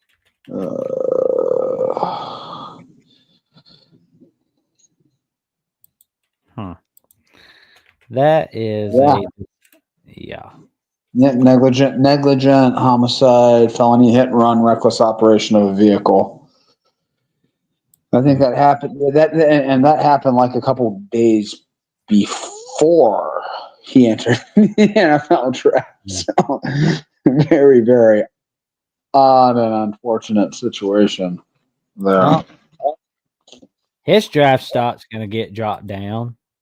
Yeah. I don't think he really has any draft stock. Well, I'm just like I kind of feel like, yeah, I don't think even the best lawyer could bail him out. But we've seen, Jason's absolutely right. His insurance rates are going to go really high.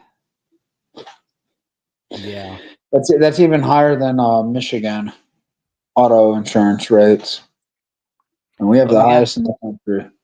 there we go. Well, Schleiball was really impressed with the season BYU had this year, to the point where he's got BYU as the best ranked team in the Big 12 at number 9. How about that? Yeah, interesting. I mean, do you feel like maybe BYU is one of these teams that overperforms when nothing's expected of them, and then kind of crumbles when expectations rise? Because nobody, I mean, they were projected near the bottom of every Big 12 preview this year. Oh, yeah. For sure. Yeah. I mean, Yes, the problem I always have with these, almost all these preseason rankings, is there's not a lot of imagination to them. They kind of just predicted what happened last year to happen again. yeah. With maybe a few minor adjustments. Well, and as Schleiball puts in this article, if the 2024 was any indication, you could probably put any of 4 teams or more to win a Big 12 title. Arizona State, BYU, and Colorado were unlikely contenders this past season. And Colorado was not an unlikely contender. See, that's what I'm talking about. You're just basing that off of what happened the season before. I know, right? It's like Colorado. I thought a lot of people, I mean, people were talking about them in the preseason of 2024, but not as much as like 2023 in the preseason. Yeah, that's because we just saw them go 4-8 the year before. But I think anybody that was paying attention to the program knew they were going to be much improved this season. The BYU, I think most people thought they were going to suck this year, and they didn't. Yeah. And we got South Carolina at 10. And yeah. Again, I think that part of it's based off that winning streak they had after they lost to Alabama. Yeah. Their losses are significant here too. I mean, those are some really good players for them. Yeah, Kyle Kennard's a beast. Rocket Sanders. But I think there's a lot of people are really, really high on Lenore Sellers. A lot of buyers on Sellers here. So Iowa State is number 11. Well, we're going to learn a lot about them in week 0 against Kansas State and in week 2 against Iowa in the Cy-Hawk Trophy. And the last time Iowa State was this high in the preseason was 2021. We saw how that worked out. They fell short of expectations. Maybe it's just me, but with the Big 12, it's like if you're really high, you're not going to do so well. But if nobody really cares about you, you're going to do all right. Because, I mean, we saw that with Oklahoma State, Utah, and Arizona. A lot of people had them really high. They didn't even make a bowl game. They were closer to having a drink with Miss Kitty at the Long Branch than they were making to a bowl game, let alone the Big 12 title. So are you picking Cincinnati to win the Big 12 title next year? Is that what you're saying? Go Bearcat. Their head coach sucks.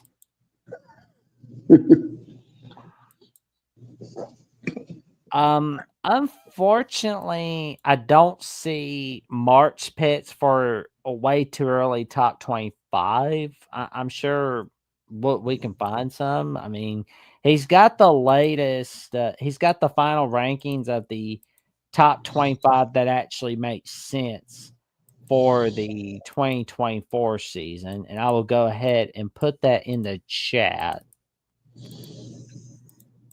Here we go. Boom, boom, boom, boom, boom.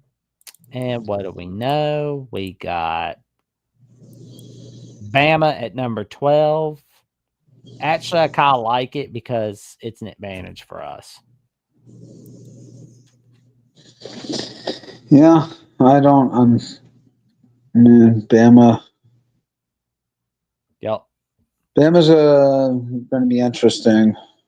I think things will be a little bit smoother next year. They might not be any better, but I don't think they'll be quite as inconsistent. I don't think they'll they'll have the absolutely inexplicable losses they had this year.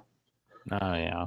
Probably be more consistent. Probably, hopefully the pieces will fit what Kalen DeBoer wants to do a little bit better this year than last year. I want to go with Keelan Russell, but I think for now we'll probably have to stick with Ty Simpson for at least the first 4 or 5 games, and then we can bring on Russell. Yeah, I think that's probably going to be the situation here. So You said they play Wisconsin and Florida State. Are both those? They're both early season games. Yes. Yeah, Okay, who knows what the hell either of those teams are going to be next year, though. So, but yeah, Florida State. I mean, if he starts to struggle, I feel like at the first sign of adversity, you're going to see Keelan Russell take the keys. Oh yeah, I'll say this. Perfect. As a Bama man, I'll be pulling for Florida State to win the ACC. Yeah, because I mean it's like just makes us look good. Well, they're going to have to be a lot better than they were this year for that to happen. Yeah, just don't turn into the psycho significant other that goes, we're gonna leave you, we're gonna leave you, we're gonna leave you with the ACC. Just I get it, the ACC sucks, but stop telling us how you and your girlfriends have talked about how we're gonna leave you. Like, just stop, Florida State. Stop. Save that talk for 2030. There's just a massive prenup in this situation. That's why the prenup being the ACC grant of rights, and we're just holding them together. Yeah. Well, Illinois here. I don't know. I mean, they were a team I didn't believe in the entire season. And then they went out and got a very impressive bowl win. And I don't know. I've said this about Illinois like forever. They're never good 2 seasons in a row. They never have been my entire life. Yeah, Sean, I completely agree with you. This feels like one of those teams that's going to drop out of the top 25. They will finish 7-5 and 6-6, and nobody's going to be surprised at all. Mm-hmm. Yep. You just can't trust these types of teams. Missouri was like it the year before. South Carolina's going into it the same position as Illinois. It's so hard to rank these teams this early on because we don't even know their full roster. Players still coming and going with the spring window and stuff. But the schedule's different. The schedules, I mean, that's going to matter significantly as well. Yeah, Arizona State, I mean, another team. I mean, anybody surprised if they win one conference game next year? My good preseason betting advice is always fade the previous season's overachievers all the time. Always take the unders on teams that had a better season than normal the year before. But I want to see I'm curious to see what Illinois can bring in 2025. The game I'm excited to watch for is Illinois Indiana in week 4. That's going to be the conference opener for both teams. And we'll likely see Indiana in these rankings by Mark Schlabach in just a minute. And Would anybody be surprised at the end of the season? They're both ranked super high, but at the end of the season, we look back at that game and we're like, wow, why were we hyped up for that game? This was a 5-7, 4-8 matchup. I wouldn't be surprised at all if that's the case. What about you, Sean? Well, No, Indiana, not in the slightest bit.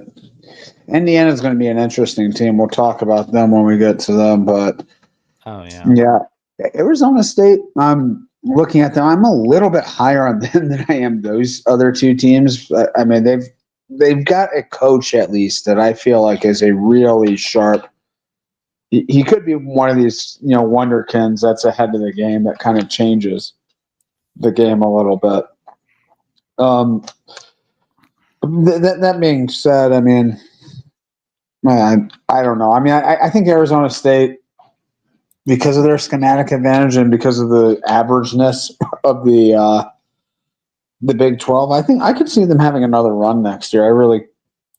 But is Arizona State able to recruit and have enough depth to do it for another season? I just think the Big 12 they should be able to. I mean, they're in a great location to be able to recruit. That Phoenix area produces a lot of it. I just see it as a random number generator. You just spin the wheel and it pops out 1 through 16, and that team moves on to the conference championship game. That's not far from it. So I said Oklahoma State and Utah were two of the top 3 teams in every single preseason prognostication for the Big 12, and the two schools went a combined 1-17 in conference play, and that was because Utah beat Oklahoma State. Yeah. So Utah should have, in fairness, Utah and Oklahoma State should have had a few games that did go against them in the key moments. It wasn't like they were getting blown out every single week. So they were expected. Those two teams were expected by a lot of teams to be in the playoffs, and they. Oh yeah, I agree with you. My point is, when you look at like Purdue and Mississippi State, they're not competitive. Meanwhile, the bottom of the Big 12 is competitive. No. I'm trying to back up the point here that there's a ton of volatility in this conference, and it's actually it was a really, really difficult conference to pick this year. Arizona was another team that was terrible this year and was expected to be good. Arizona State in the preseason media poll was picked last, and they're the team that won. And all the other teams that were picked high had terrible seasons. Right. I mean, they almost could have lost their first 2 games as well against Texas State and Mississippi State. So they gave no inclination that they were going to be good until Big 12 play. Absolutely. SMU, how are we feeling about them? Do we think they can have another magical season again and then be able to keep Brett Lashley, or do we see Brett Lashley possibly leaving SMU for another opportunity? What are we thinking? What's their do they have as soft of a schedule this year as they did last year? They're announcing the schedule tomorrow, Sean, on ESPN2. But they have the opponents. Yes. Correct, but the order of opponents matters a lot as well. You look for back-to-back road games and all that stuff. I can pull it up real quick. All right. Well, they got Clemson. They got to go there. They got Miami coming at home. They got Louisville coming at home. They got Syracuse coming at home. The other road games are Cal, Boston College, Wake Forest. What about non-conference? They got Baylor coming. They got Baylor, and they're going to be continuing the SMU-TCU rivalry for potentially the last time for a while, which I gotta admit, that's pretty sad. Wow, Jackson, Well, just complete disrespect. Hold on, complete disrespect to the East Texas A&M Lions and the Missouri State Bears. I mean, just complete disrespect to not even mention them. Oh, I don't care anything about East Texas A&M. I mean, they can be your spring game, so you can have them. Well, how funny is it that their conference games are against like Clemson, Miami, Boston College, and their non-conference games are schools from like within an hour away? Oh man, It's the crazy, crazy world we live in. But this is without their quarterback. This is a team I expect. I think I'm expecting a lot of turnover within that 10 to 25 range. And I expect the Blue Bloods to maintain their level of consistency. I mean, I wouldn't be surprised you replace SMU like with a Louisville or a Syracuse. Well, not Syracuse. They were actually should have been rated, in my opinion, in the top 25, but they weren't. So I'll say Syracuse. Those type of teams. well, we got Kansas State at 16. Yeah. I mean, They're- Sean St. they're- Paul lost. They're Same Big thing. 12. Yeah, any Big 12 team, just insert, paste over. So let's move on. Yeah. They're at least one of the more consistent ones. One of the teams that's near the in the upper half of the league year after year. Yep. Yeah. Well, we got Indiana at 17. Now, Sean, I don't know how you feel, but I feel like there's going to be two sets of camps. There's going to be Camp A, which is they're going to go Florida State route and be complete pumpkin. And then there's going to be Camp B, which is they're going to do the Michigan thing where they're going to fall, but not fall all the way on their face. Yeah, I mean, I could see it go. I could honestly see them fall pretty far. I think I don't exactly know what their situation is at quarterback next year, but I think that's a big loss that Curtis Rourke came in and played very, very well for them. And their offense, once teams figured out like that RPO stuff that they do, their offense just went dead again. Completely dead against Ohio State, and almost totally dead against Notre Dame. I know those are two outstanding defenses, but I just the one thing Kurt Cignetti is a heck of a coach. So I guess I would say they're more likely to be like Michigan next year, because I think that's too good of a staff to like completely fall apart. But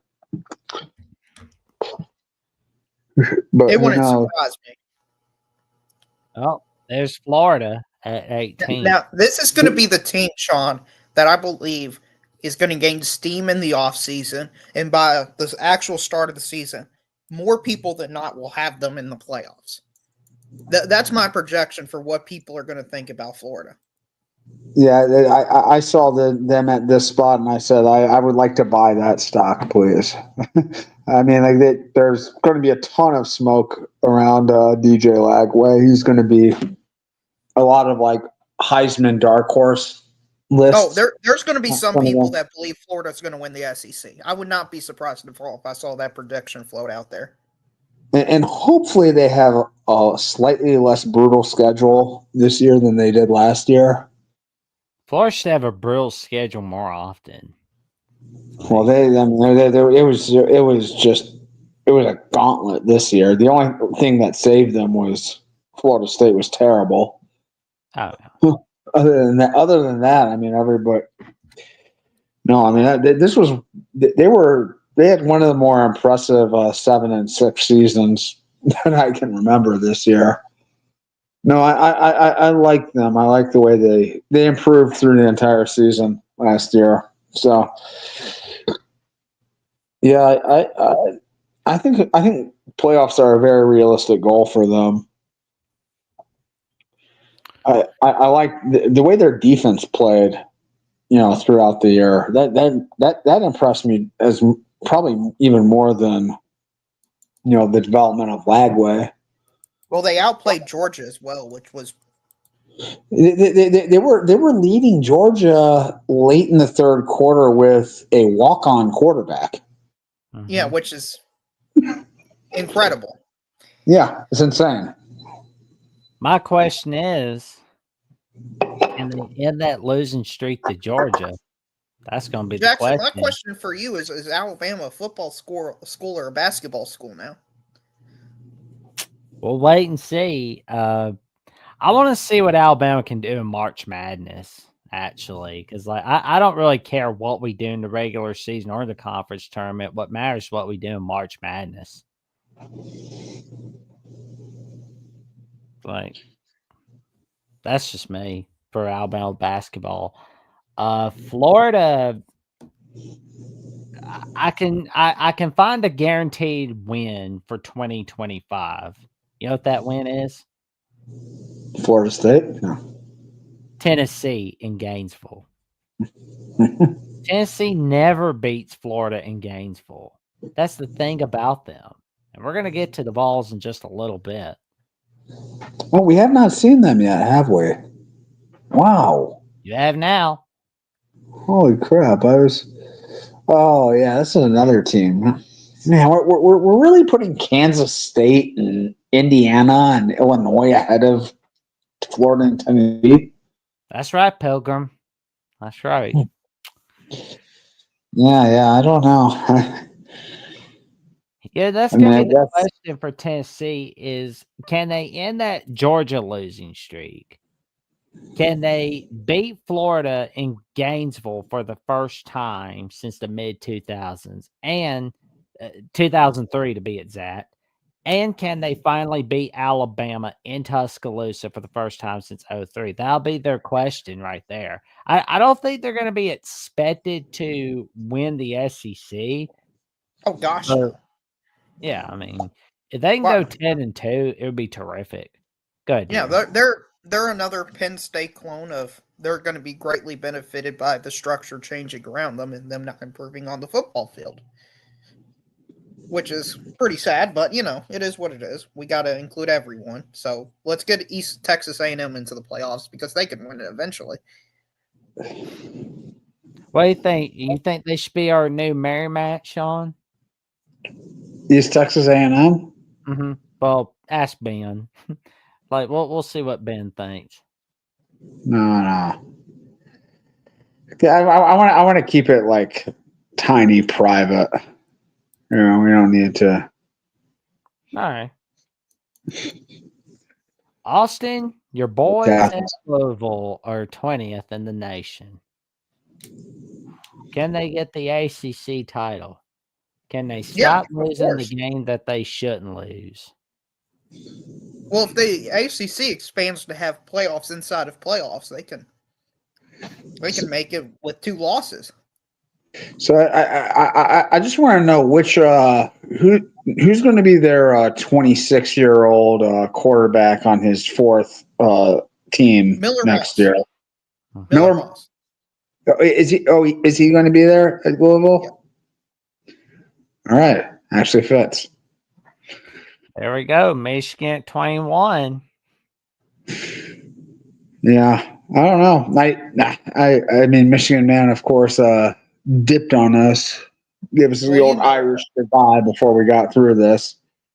Well, Sean, how it is. If you go to their circles, they believe we might as well just cancel the season based on the way they act, because they're going to obviously go 17-0 and win the whole thing with an average point differential like 30 or 40. So, yeah. And would be more, except the backups are going to play. Michigan, God, their offense was so bad. I don't know how to explain it. Like when they played Ohio State, they were 6-5, and I thought they were lucky to be 6-5. Oh man, last season. I thought they definitely USC gave that game away against them last year. Oh, Minnesota got Michigan post game shows. I remember hearing about Charmin toilet paper a lot. I was like, oh okay. No, yeah, they're a different bunch over there. They're funny, Yeah, man. yeah. I've never seen a fan base that's more cocky and confident in the off season and leading up to a game, and then just more dour and apocalyptic after the game. Like, oh yeah, we're going 12-0, we're going 13-0, and then they go and get their butts whooping. Fire everyone. I know, Fire right? everyone. Get a whole new staff. Let's get some hookers and blow on the NIL fund. You know, I mean, like this fan base was it was an interesting psychological observation this year. No, but yeah, I don't know. I think Michigan next year is going to be year one of the rebuild for Michigan. This year was basically a complete like dead zone, just a wasted year, really. Would you call that year zero?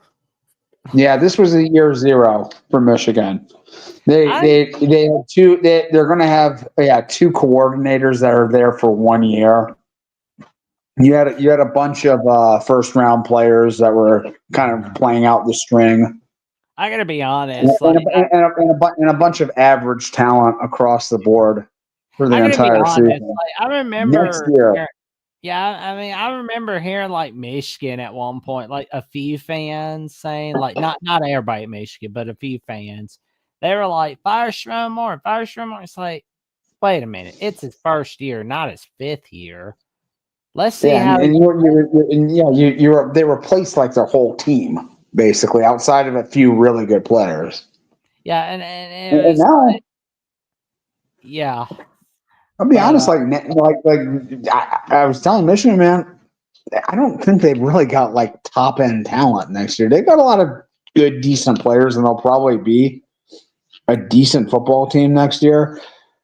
This is, I mean, like, 21 seems, probably about right. That's probably where I think they'll finish the year. They'll be like 8-4 the next season.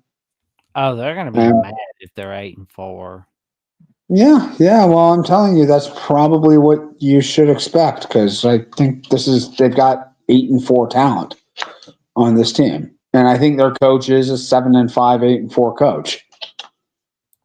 I mean, they'll get better in the future because they're recruiting pretty well, and they've got an alien coming in at quarterback allegedly. So, but it probably won't manifest itself in year one. It's probably not going to happen. It's probably going to take a little bit of time. Yeah, the only grace for Michigan is their schedule's a little bit on the softer side this year, so they may finish 10-2 or 9-3 with just how light their schedule is. They avoid Oregon, Penn State, so And they play Oklahoma in the non-conference, and we really don't have any clue if Oklahoma is going to be any good. Well, we'll wait and see. But how are we feeling about Texas A&M? 8-4. Yeah, but much better than. I feel like the SEC teams really got short shrift in this rankings. These rankings. Sean, it's just that I like Mike Elko a lot. Go ahead. What was that, Darrell? It's the anti-SEC bias. I mean, you know how it is to be doubted and hated. It's not easy. ESPN hates the SEC. No, everyone hates God. the empire. Listen, people hate success. People hate the rich. People hate the powerful, the elite.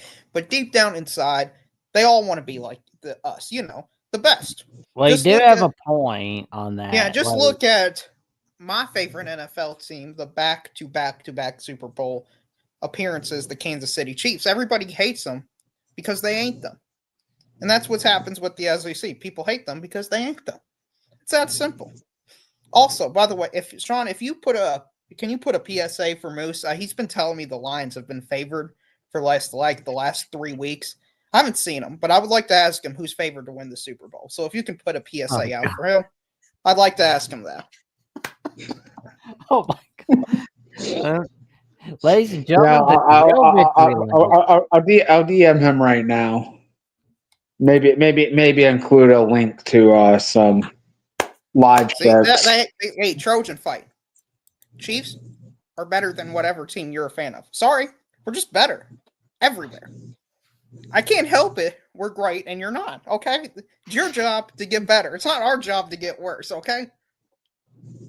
And what calls are you even talking about that really went against Kansas City? Like, there wasn't any, oh my gosh, egregious calls, horrendous calls that altered the outcome of the game. Hey, it's okay, West Quad. I know, because listen, it's going to be sad in when's the Super Bowl? February 9th? Mm-hmm. Tom Brady's got 2 weeks. West Quad's probably talking about me. It was bad in that Texas game. I know they had that 2 calls that were supposedly awful in the Texans game. The one where the defender, not the left defender that slid across and didn't hit Patrick Mahomes, but the one on the right did hit Patrick Mahomes helmet to helmet. So that's a foul. If you hit helmet to helmet while a quarterback is sliding, that is a foul. I'm sorry, that's the rules, and you don't like them, but that's the rules. Oh man. So I gotta ask the question again. Who are the top 3 Chiefs players of all time in your eyes, Darrell? Mahomes. Can I just have 3 different versions of Mahomes? How about Mahomes when he's trailing by double digits? Just normal Mahomes, and Mahomes when he's got one ankle. How about that? Throughout your whole lifetime, Darrell. Throughout your whole lifetime. No. In seriousness, Mahomes is probably, not probably, he is number 1. Alex Smith has got to be up there. The great Alex Smith. Kirk Cousins. No Tony Gonzalez. Well, Travis Kelce's better than Tony Gonzalez. Travis Kelce's the best tight end of all time. So I'd put Travis Kelce 3rd. Okay.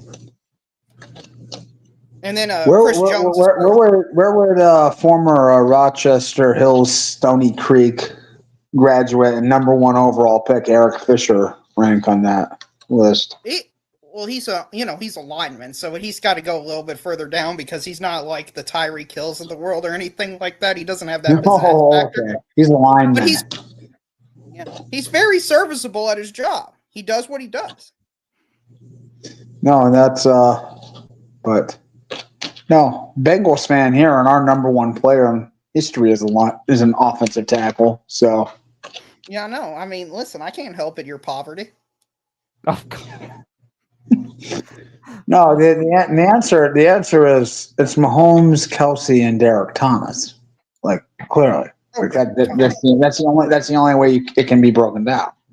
That's fair. I forgot about Derek Thomas.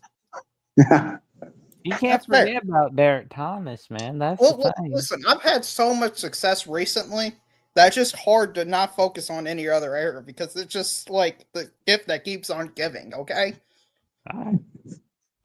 Like 7 sacks in a single game. That is incredible. Yeah. Well, and you did tell our buddy Austin Williams from Sports Talk with Austin that if the Chiefs win Super Bowl, he would wear a Patrick Mahomes jersey. I told him when he said it, he might as well get it on eBay and start looking because, I mean, it was a no-doubter for me. I mean, think about it. I know we're underdogs and nobody believes in us and all that. It's just, but everybody with the brain should have believed in us. But Vegas, since like the beginning of the season, said, well, the Lions are favored. Well, the Ravens are favored. Well, the Bills are favored. Well, I think even the Eagles had a brief period in time. Well, they were favored last week. I mean, it's just, I hate being the underdog. And people just doubt it. Why do people doubt greatness? Like, Sean, you're an Ohio State fan. Why do people doubt him? Why do people doubt what? Why do people doubt us? Yeah. I don't know. I mean, we went 10 years between national titles. Yes, but you're still clearly one of the 2 or 3 greatest programs, even within that 10-year gap. Yeah. Clearly. Yeah, of course. But you're doubting. People talk a lot of crap. I don't know if the doubting is sincere. Like they know we're going to be there when it matters. Yeah. I mean, Moose, I am a Kansas City fan, okay? This is the only downside of being a Chiefs fan is everybody says you're not a Chiefs fan. Or people say, well, you only like Kansas City because of Taylor Swift. That's the only real downsides of being a Chiefs fan. But Moose, your Lions unfortunately lost in the first round of the playoffs, which, everybody should have saw coming. But listen, the kingdom is always open and available for new members. If you want to join and become a Chiefs fan and know what winning is actually like and knowing what the Super Bowl is actually like, because you're a Lions fan, you want to know, come join us. So DeReal, I have to know, how much money did you drop on Eras Tour tickets? I could not afford those tickets, man. I could not afford. If she toured in the city around me, I would have gone. Like, the haters gonna hate, Sean. But there are cities in Kentucky. What? Shut up, Sean. No, that's you live in okay. Ohio's not this place with just like tons of cities everywhere. Okay. Wait. One thing is, I live in that state up north for one, but there are cities. Ohio's the 8th most populated state in the country, and they've got Columbus and Cincinnati and Dayton, maybe Dayton, Cleveland. Oh, Cleveland, yes, Cleveland for the Cavs, yes. Cleveland and Toledo and Steubenville. Okay, does Toledo count as a city? Toledo, Lima. You're naming places nobody can name on the map, Sean. There's somebody on the street. Hey, point to this as a random country, Lima, and people would point to like parts of Africa or something like that. That's what would happen. They would point at Peru. Yeah. Okay. See, that's what we do. What we do in Ohio is we take foreign cities and we just mispronounce them. So Toledo becomes Toledo, Lima becomes Lima, Versailles becomes Versailles, Rio Grande becomes Rio Grande. That's how we do it in Ohio. Mm-hmm. Okay, back to the top 25 for the way too early session. Back to Miami. How are we feeling about them? I don't know. Depends on how good the transfers they pluck from everywhere else is. Okay, Sean, this is the team that's going to be like USC. Like, no matter how good the quarterback they get in the portal is going to be, he's not going to be Cam Ward. So I expect a fall. Like, that's, it was with Caleb Williams. Whoever they got, he's not going to be as good as Caleb Williams. So you expect a dive. Same thing is going to happen to Miami. Agreed. And it's a program I don't trust. Here. I haven't given you much reason to trust them. Nope, not at all.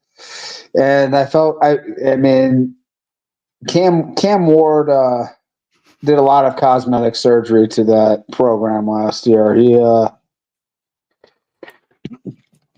was the reason. He was the reason they were competing to stay in the playoffs. And he's probably going to be a Tennessee Titan here in a couple months.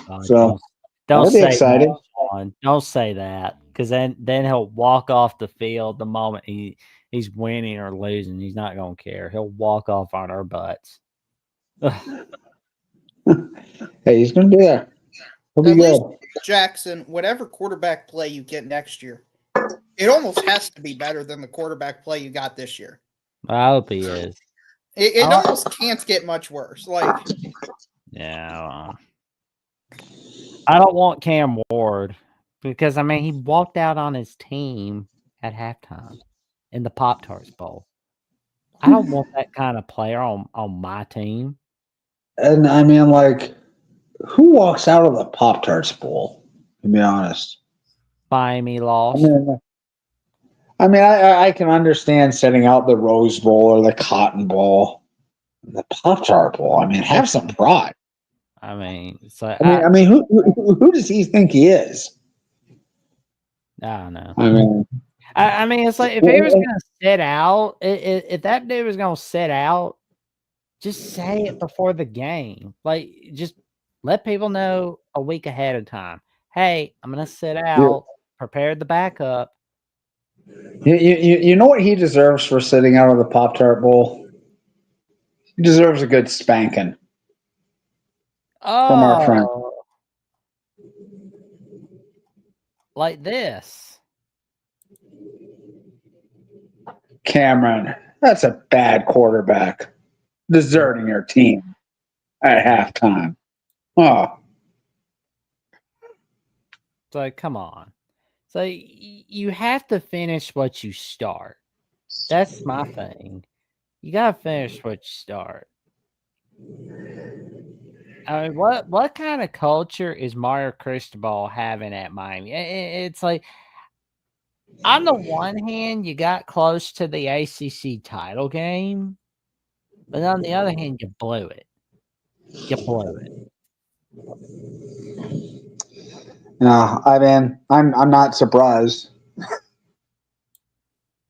I feel like this is probably going to be one of those kind of seasons where he starts to really wear on Miami fans' last nerves, and there's going to be maybe some movement to get rid of him.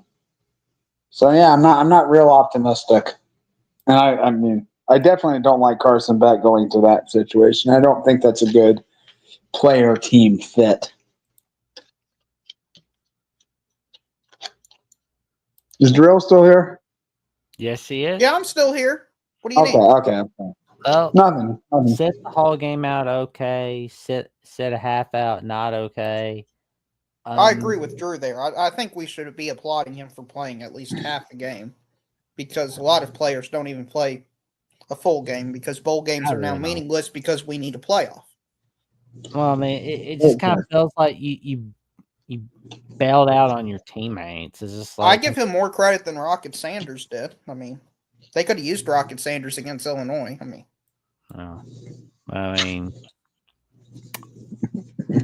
Boise State, can they have? Okay, Drew says less.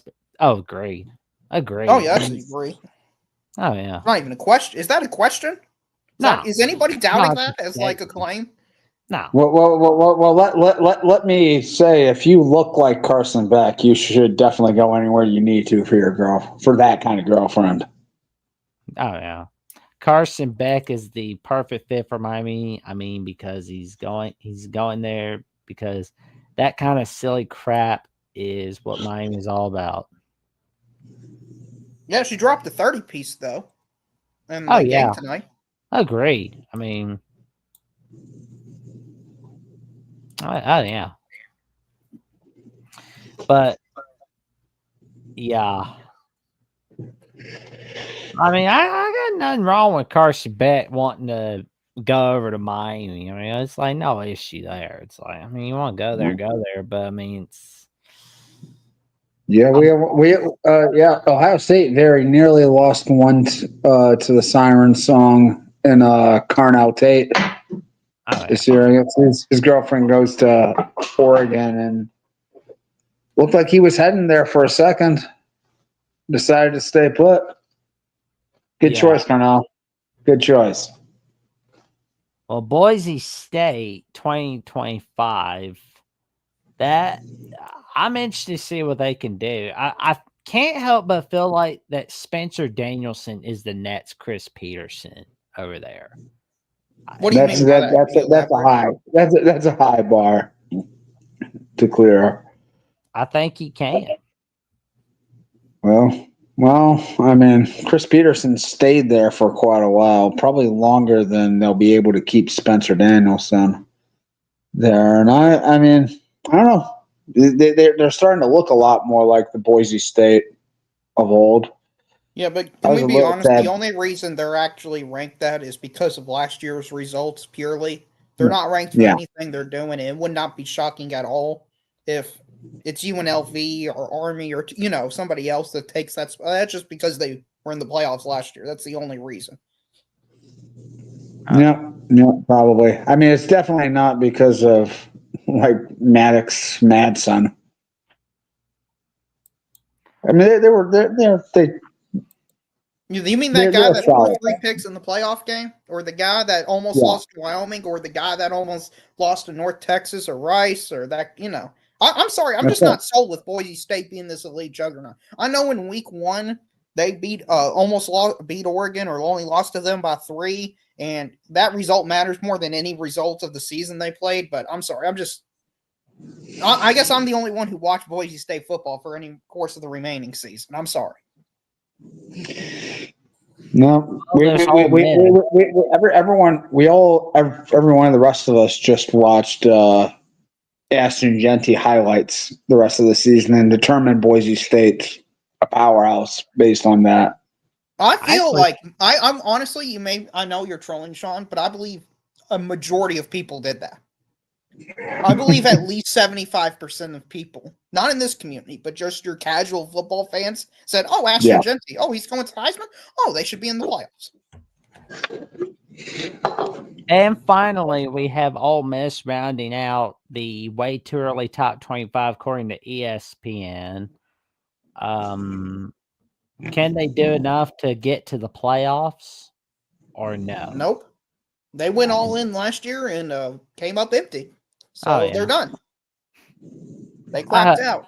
I hope they come up short. I mean, that was so dumb that they got rid of the home and home of USC because it's like they robbed us of the Lane Kiffin storylines. Lane Kiffin returning to LA. We could have had that. USC going up against their old coach, Lane Kiffin. I mean, that was an amazing storyline we could have had. But I mean, it is. But you know how it is. We can't have 3 lost people in the playoffs. I know, Sean, I'm doing a lot of trolling on the playoff, but something I would like to implement as a solution. Do you watch any college basketball? Me? Yes, you. You're Sean, right?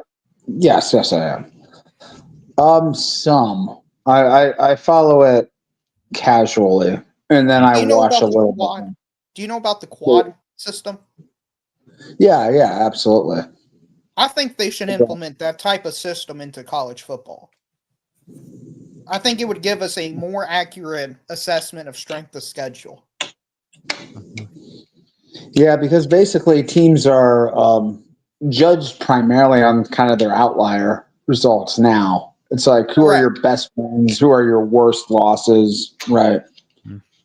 It sort of ignores everything in the bulk of your work. Right. Yeah. And it would even show within the group of 5 who's played a harder schedule, because I think there's going to be some years it's going to be harder to determine the group of 5 champion. It could be than the last spot in the at large. Yeah, and I think you'll see that there's a pretty big difference between the Mountain West and the Conference USA. Oh yes. Yeah, I mean, like that's basically the difference between the Mountain West and the ACC, at least. So, yeah, yes, they don't give 8 to 10 loss teams top seed, but what they do is you'll have teams that have 6 or 7 losses be ahead of team with 9 and 10 losses, and you'll have teams with 12 and 14 losses get in the field over teams with 10 losses because of their quad metrics. Yeah, or even like teams with like 4 or 5 losses, like if they play a really lousy schedule. Right, gentlemen. Before we get to the rest to the honorable mentions, Darrell, why don't you tell Drew what the quad is exactly? So in college basketball, you have 4 quadrants, kind of like on a graph. And you have quad 1, 2, 3, and 4, and it divides the teams based on their strength. And it what I really like about the quad system is it takes into account home, road, and geez, Jackson, you didn't have to make me the big screen there. It takes into account home, road, and neutral sites. So, like if you play a team at home, the entry for quad 1 is much more difficult to acquire than it is on the road. And I think that'd be great for college football because you play Georgia at home versus on the road, and it's counted the same. Whereas in the quad system, it'd be different. And Drew wants to know, what are quad metrics?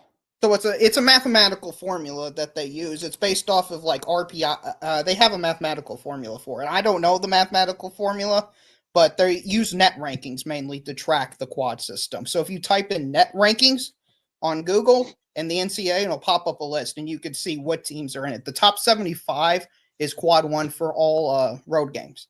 So if, like, let's say Iowa were to play Ohio State on the road, which happens this week, that's a quad 1 game because Ohio State's ranked 30th in the net. There we go. And Drew also wants to know, what are the 4 quadrants? So in a graph, geez Louise, Jack. I love this question. So in the graph, you got the top left is Q1, top right's Q2, bottom left's Q3, and bottom right's Q4. And All they right. use that. Yeah, I know. Jackson, where'd you go? I'm right here. It's kind of weird for me having the big screen when I'm just a circle with an icon. If I had my face shown, then that would have been a lot more, helpful and explanatory. I wish how they have MS Paint, and sometimes the YouTubers and stuff show the graph and stuff. But if you go to Drew, if you go to warrennolan.com, it shows you the quads and RPIs and stuff for baseball. Actually, I can put that in the chat. It shows you the quadrant formulas for baseball, football, softball, basketball, men's and women's and stuff. And I think we should use it for football going forward. So, like, as an example, I've got Iowa's schedule pulled up, and you can show any team in the country, like Utah State. They played Utah State on the road.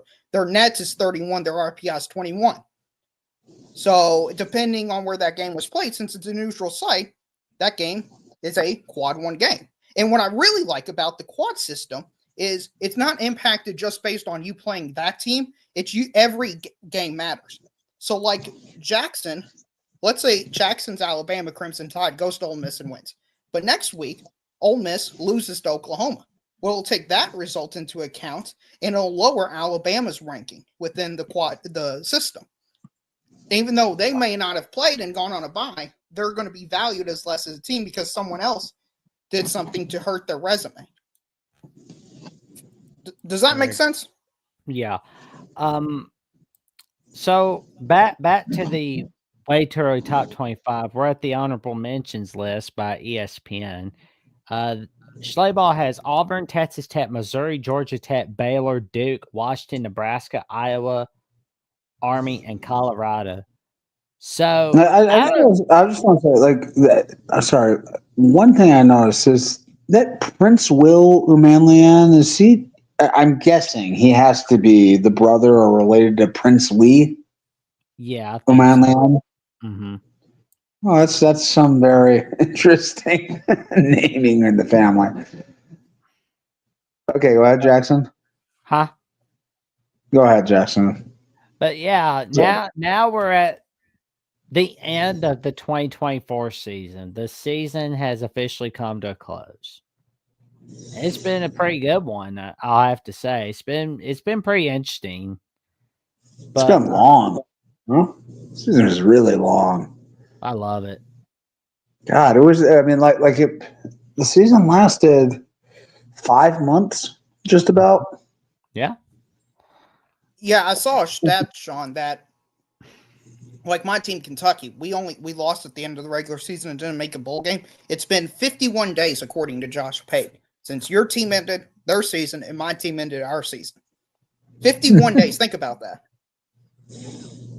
Well, yeah, I remember they do 20. Yeah, the 2006 Ohio State team. They had they that was back when the game was played before Thanksgiving. Yeah. It was the week before Thanksgiving, and Ohio State played the national championship on like June 11th or January 11th.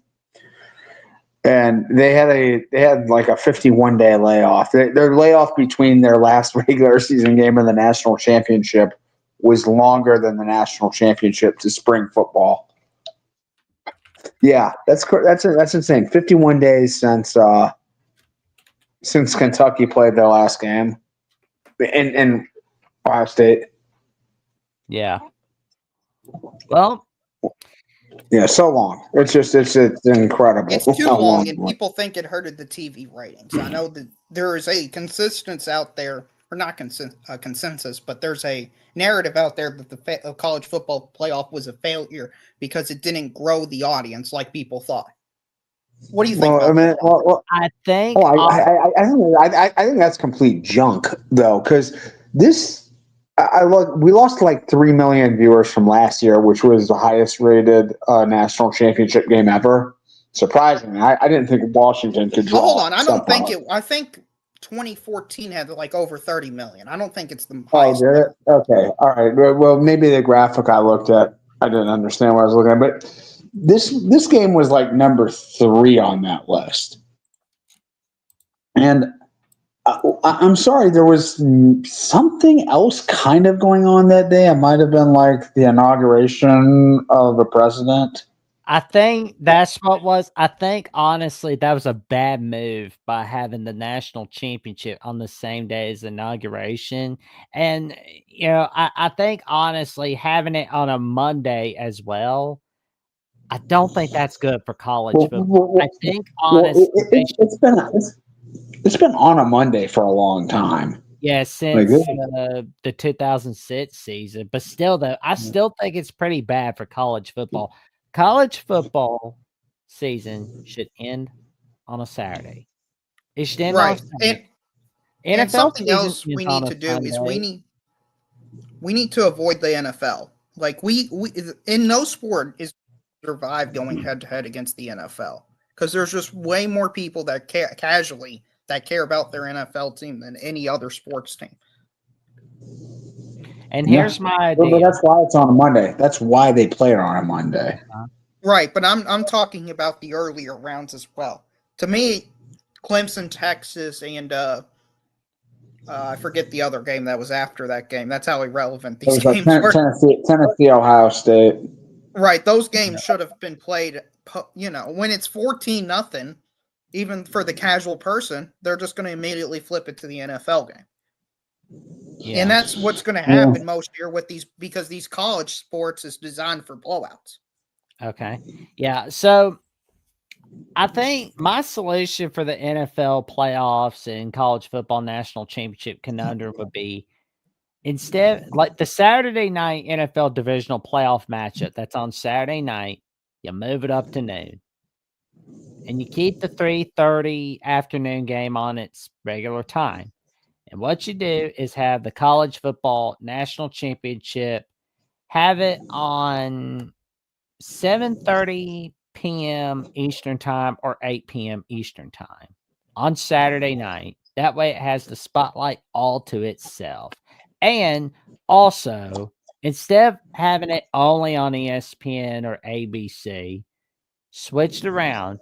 1 year it's on CBS, 1 year it's on NBC, 1 year it's on Fox, and 1 year it's on ESPN/ABC, or all 4 networks simulcast it.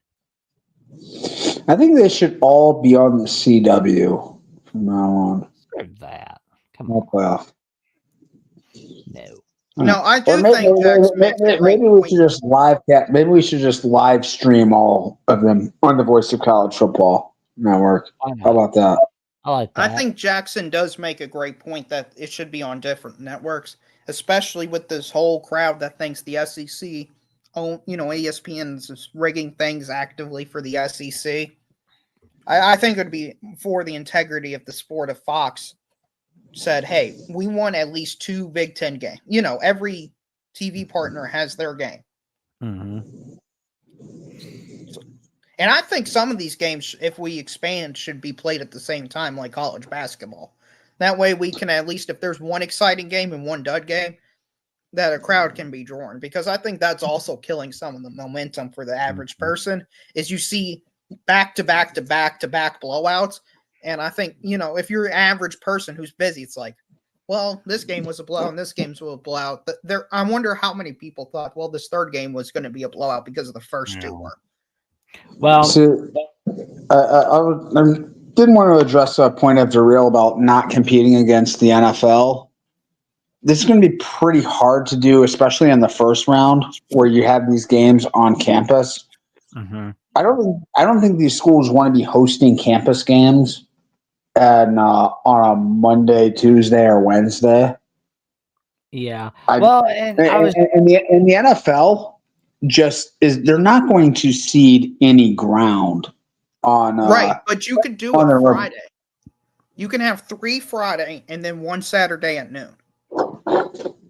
Because Friday, all the students are out for their college, and it's people are out in town, busy past the week work day. They're 9 to 5, and they can hit that 8 p.m. game if it's the primetime big game, and you can build toward it through the seat. I think that's the way it's going to go going forward. I could even see arguments for Thursday game. That's possible. I also think that, but I do think if you don't put it on the weekends, both attendance for the game and the television ratings for the college football games, both of them will suffer. Except for maybe the Friday night game, but those the early game Friday and the matinee game on Friday, those games would be those games probably wouldn't be as profitable as they could be. Right. Well, As it's hard they because are we on the got. weekend. It's hard because we're in a weird spot where I don't want to say it, like we're trying these games are almost like ESPN even kind of consciously knows they're going to be blowout. They sub-liced them to TNT. So I kind of wonder how, if this, the CW or some network that's just trying to upstart could just take a playoff game and just play it at a random time. I think that's a possibility. That was so weird to me that they included this. I mean, I think it was solely Disney subbed out, 2 playoff games to a network that's not affiliate, not in their family of networks. Oh yeah. When they perfectly well could have aired those games. Do you think, Sean, it's because they thought SMU and wasn't a big enough brand to draw in enough people, and they thought, well, they probably had like something contracted beforehand that there were going to be. So it could have been Penn State, Alabama playing that game. It could have been, it could have been. Yeah, but I thought Texas ESPN picked the first 2 games that they chose, and then TNT got the 3rd and 4th game. I'm not exactly sure. That probably would be, knowing what I know about how these games are decided, that probably is. But, there could be, you could have like 3 of those games could be between brand name programs. So I'm telling you, like that Notre Dame Indiana game could have been Notre Dame Michigan. Well, honestly, like I'm sure this will get figured out in the next TV deal. But before we head on off, and before we tell everybody where they can find each of us, Sean, we'll start with you. What was your favorite moment of 2024? Oh, I mean, okay, so it's either, I think it would probably I'm probably going to in the end have to say the Jack Sawyer scoop and score from 82 yards out. I think that's the signature play of the season period, certainly for the Buckeyes. Yeah, so it really, any of the playoff games for the Ohio State, I mean, those were euphoric moments.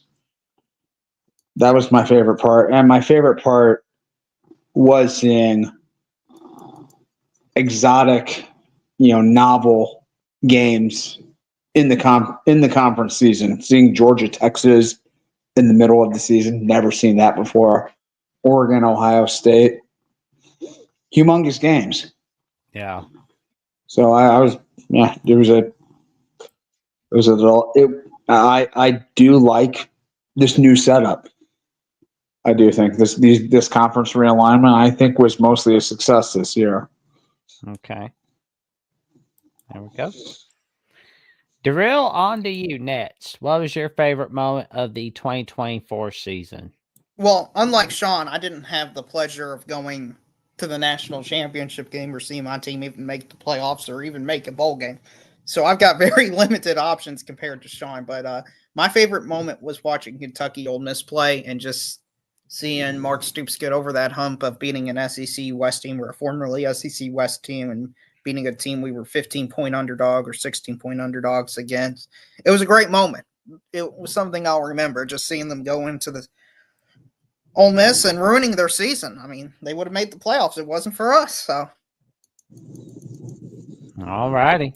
yeah, I know, Sean. You had to ruin it with I agreed with everything you said, and then at the end, you were talking about how great and magical the playoffs and expansion was. It was so great, and then at the end, you just got to throw in that little bit of that controversial stuff. You save it right toward the end of your speech. Well, now absolutely. Is that some debate tactics you learned? Yeah. Oh yeah, absolutely. It's called a gift gallop. You throw all your arguments in right at the end. I'm more of a fan of the sandwich technique. You give a compliment at the top, you put the controversial stuff in the middle, and you put the compliment at the end. You say something really heinous, but at the end you say, "But you're a nice guy, though." Something like that. Yeah. Well, I think the sandwich technique is why Ben is not here tonight. So. Well.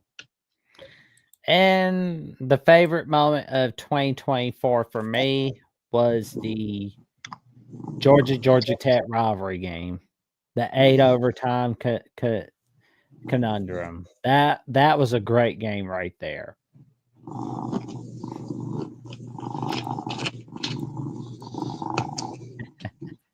Sean, Jackson, I'm surprised you didn't go with an Alabama moment. That Georgia game. Oh, I love the Georgia game, but I didn't like what came after it. Yeah, I know, but I was watching that game and it was 28-0. I'm like, I'll just casually watch it.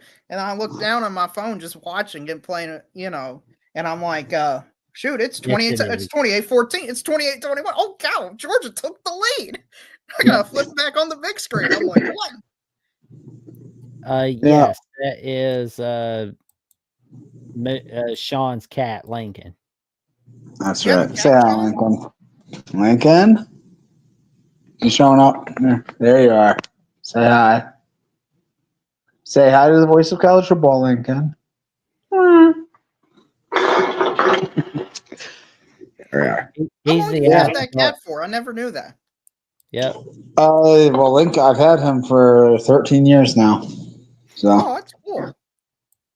Yeah. That's cool. Oh man. I wasn't too happy about the ReliaQuest Bowl, about how we performed. So, I want to say, and this is not to rub salt in Jackson's wounds here at all. Hopefully they've healed by now. But seeing the goalpost raised and lifted down Broadway Street from Commodore Stadium, that was epic. That was one of the that has to go up there in the pantheon of great post game celebrations. Oh yeah, I remember that was the day Arkansas beat Tennessee as well. That was a crazy day of college football. Just upset left and right, and you're like, what? But Vanderbilt was like that nuclear bomb that goes off and everybody turns their head and just like, holy cow, what just happened? It's like the upset you joke about. They're like, yeah, what if it was like that Jack's when John Kennedy speech said, why do we dare to go to the moon? Why does Rice play Texas? That's it. Why does Vanderbilt play Alabama? It's so they can tear down the goalpost and run it down Broadway. Oh, yes. Thunes makes a good point. Neil North, that whole trolling from Tennessee fans to get only humiliated. Like, listen, Sean, you got to experience the Tennessee fan base in all force and faction. Like, you understand what we have to deal with down here in the SEC with them now? Just how crazy they are. Like, they're by far, I think Jackson can agree, they're easily the craziest fan base the SEC has. And there's not really a close second. Well, they have like 105,000 people show up every weekend to support a 5-7 team for like a decade. So yeah, I know. But like they went on Wikipedia and changed the name of Ohio State Stadium nicknames to Neyland North. Yeah, I had some YouTuber, some Tennessee TikToker or YouTuber go viral talking trash in front of Ohio State Stadium, talking about having a strategic war plan for when they win. How they're gonna get to the field and plant the flag. It was just crazy. Obviously the hard part was going to be planting the flag, not beating Ohio State. I'm so glad Ohio State beat the living daylights out of Oh, Tennessee. yeah. Anytime Tennessee loses, it's a great day, Jackson. I think we can all agree to that. Did their fans ever kill a tree? I don't know. I really don't care. Go. I'm sure someone somewhere in Tennessee has killed a tree eventually. I mean, they do have fires in Tennessee. Not that. No, like we don't claim that Harvey Updike guy at Alabama. He's a crazy dude. No, my grandma was from Tennessee, and she lived in a little town that was off the highway. And what they did to pass time there was just sort of wait outside the gas station and just talk to local people coming in. So, I see you got a Kentucky license plate there. They said, yeah, that was the type of town they lived in. Oh yeah. I was in a Tennessee restaurant one time right at the border, and some lady was yelling at her phone. Tennessee was playing Chattanooga. It's like, why is Tennessee not ESPN2? Why are they on ESPN3? This is Tennessee. I'm like, geez Louise, you're playing Chattanooga.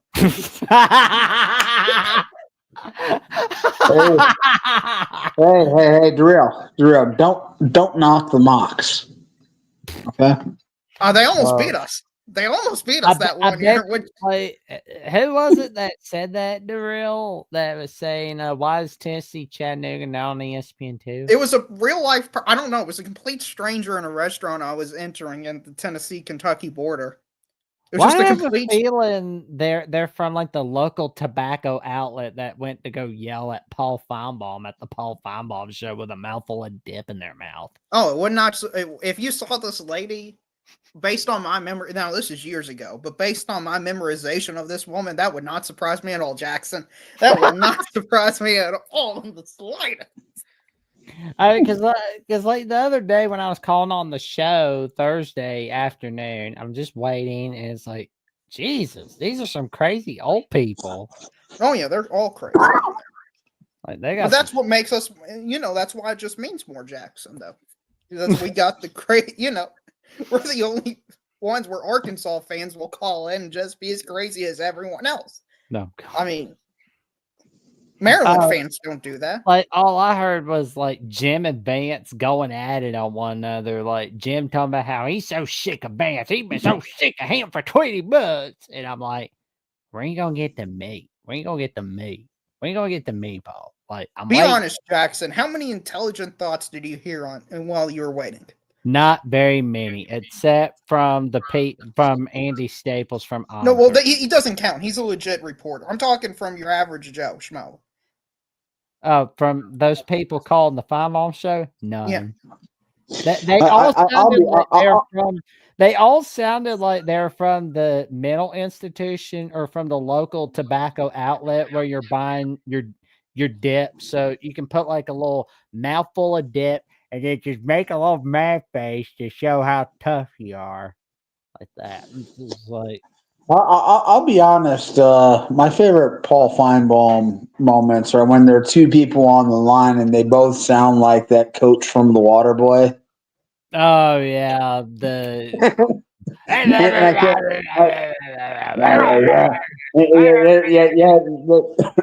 They're shouting at each other for like 10 minutes at full volume at the top of their voices.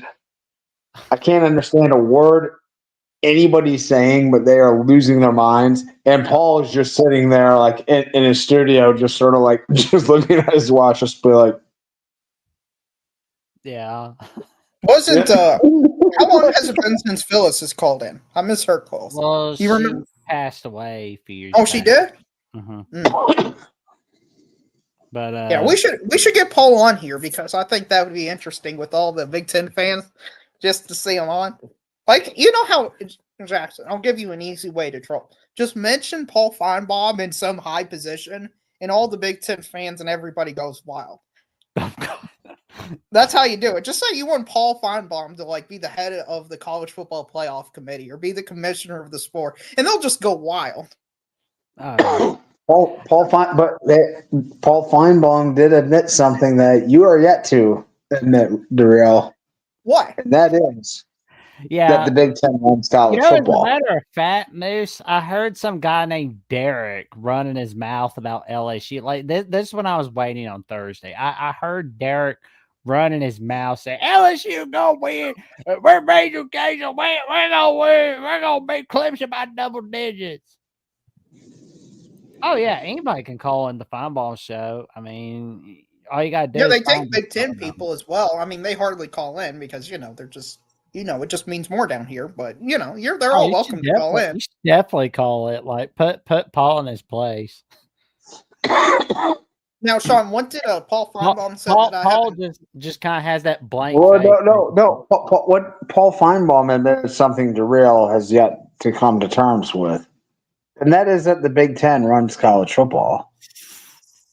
Wait, what? Oh, I get it. Because he agrees with your narrative, that makes him an intelligent man.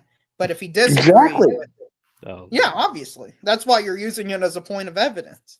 I get it. Right. I mean, but I think given who I am, that point should stand in high esteem. That should be considered a very valid point. Because he agrees with what I want, what I think, what I want. That means it's correct. I imagine your shoulders are about to break with how much your team's been carrying that conference for the last 20 years. Hey, so we've got Phil Knight coming along now to help ease the burden. They beat a non-conference play. Oh, yeah. Oh, they beat the number 3 team in the country, according to the playoff committee. Non-conference play. Shut up, Boise State. Unbelievable. Boise State. That's adorable, man. That's adorable. They beat Boise State. Woohoo, man. They beat the potato farmers. Woohoo. We just give them their gold medal now. They beat the potato farmers. Oh, my apologies, Bootzilla. I turned it in some conversation about my call in on that show. So it's like my bad. No worries, man. they beat Boise, Paul.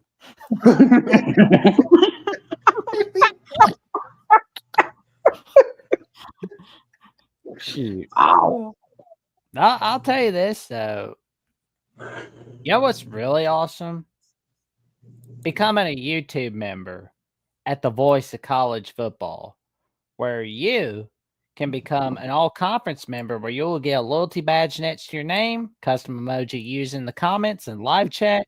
You get member shout-outs, member-only polls, and that's all by becoming an all-conference member at the YouTube membership of the Voice of College Football. By becoming an All-American YouTube member of the Voice of College Football, $4.99 a month, you get to hang out with the Voice of College Football himself, Mark Rogers, VIP hangouts, as a matter of fact. Priority replies to the comments only for $4.99 a month. $19.99 a month, you can become a Hall of Fame member, and in return, you get discounted merch. Any kind of merch, especially with Valentine's Day coming up. $99.99 a month. You can become a YouTube member by signing in to the Voice of College Football Bets, where you can get the top-notch picks from Mark Rogers, Steve Merrill from Wager Talk, Steve Dace from the Steve Dace Show and the Michigan Podcast, and Matt Zimmett from Trojans Wire, and the Big Ten Live Show at the Voice of College Football. And, of course, for $9.99 a month, you can become a Heisman member. And in return, you can give out content requests of any kind. And you get a panel invite to CFP After Dark, Sunday nights, right here on the Voice of College Football. Stay tuned. You won't want to miss it. And before we go, And before we stuff Pop-Tart for a little bit, Sean, where can people find you and what magic have you got going on this week? Well, if you will be kind enough, sir, you can drop the links to my socials in the chat. We greatly appreciate it. This week should be a relatively mundane week for me. I really sort of relaxed one. I've got a busy couple of months coming up soon thereafter with coaching my youth wrestling team and having multiple trips planned here in the near future. So yeah, nothing much actually. I'm just trying to avoid the cold and the snow. Hopefully the weather will be a little bit better this week than it's been lately, and I won't have to break my back shoveling. Which is nothing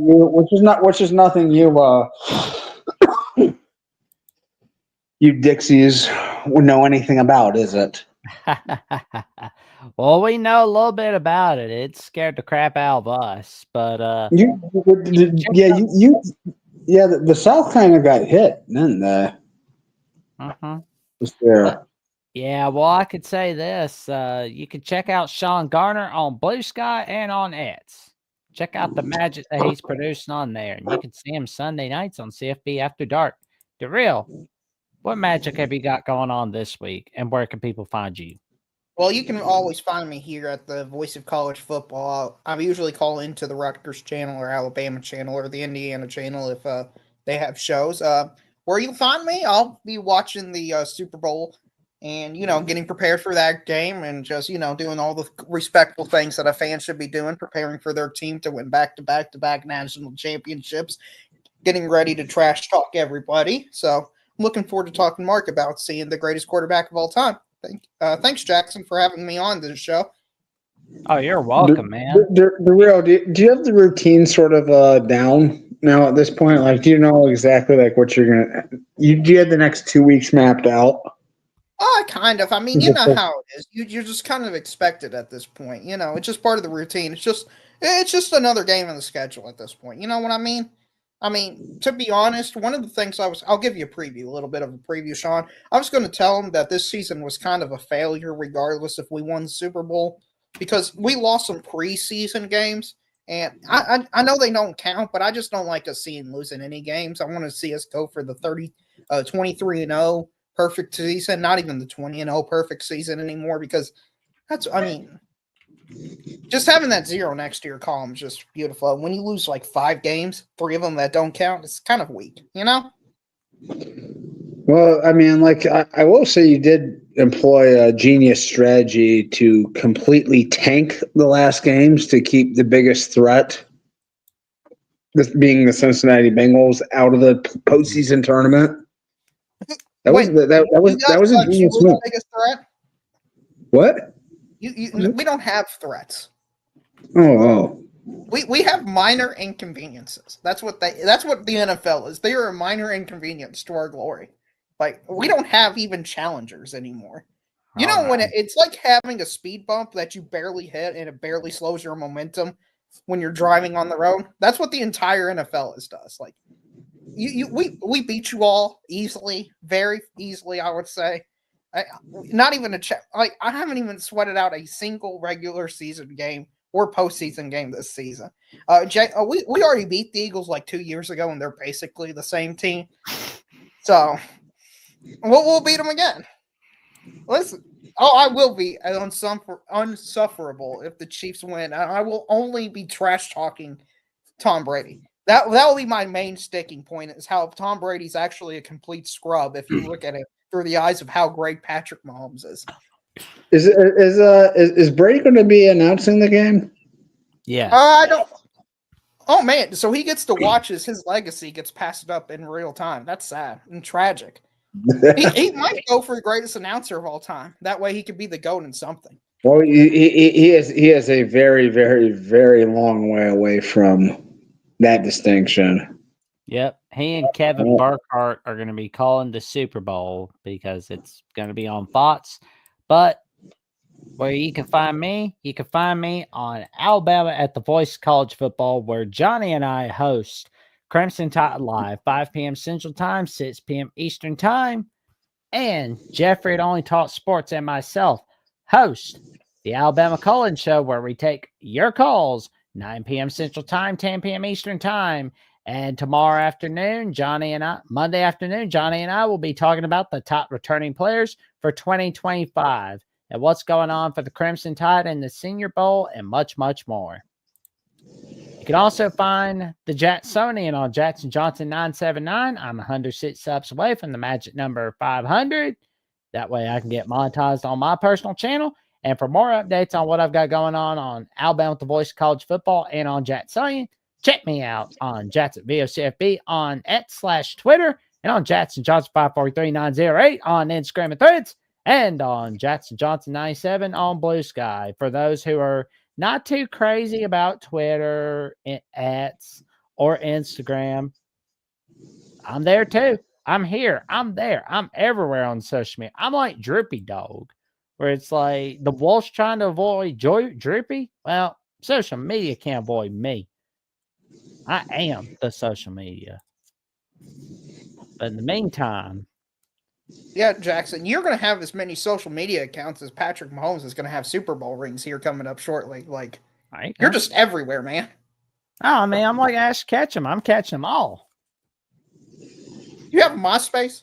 Is that even still around? Do you have a MySpace? I'm not that. Nope. You have a Friendster? But you know, Sean, since the Buckeyes won, want to do the honors? Oh. Best reward of them all. There we go. Pop-Tart. Wait, Pop-Tart? Play us out. There we go. There we go. There we go. Like, comment, subscribe, click on the notification bell so you never miss no video whatsoever. And we will see you soon. Stay safe. Stay warm. It's cold out. Good night, everybody.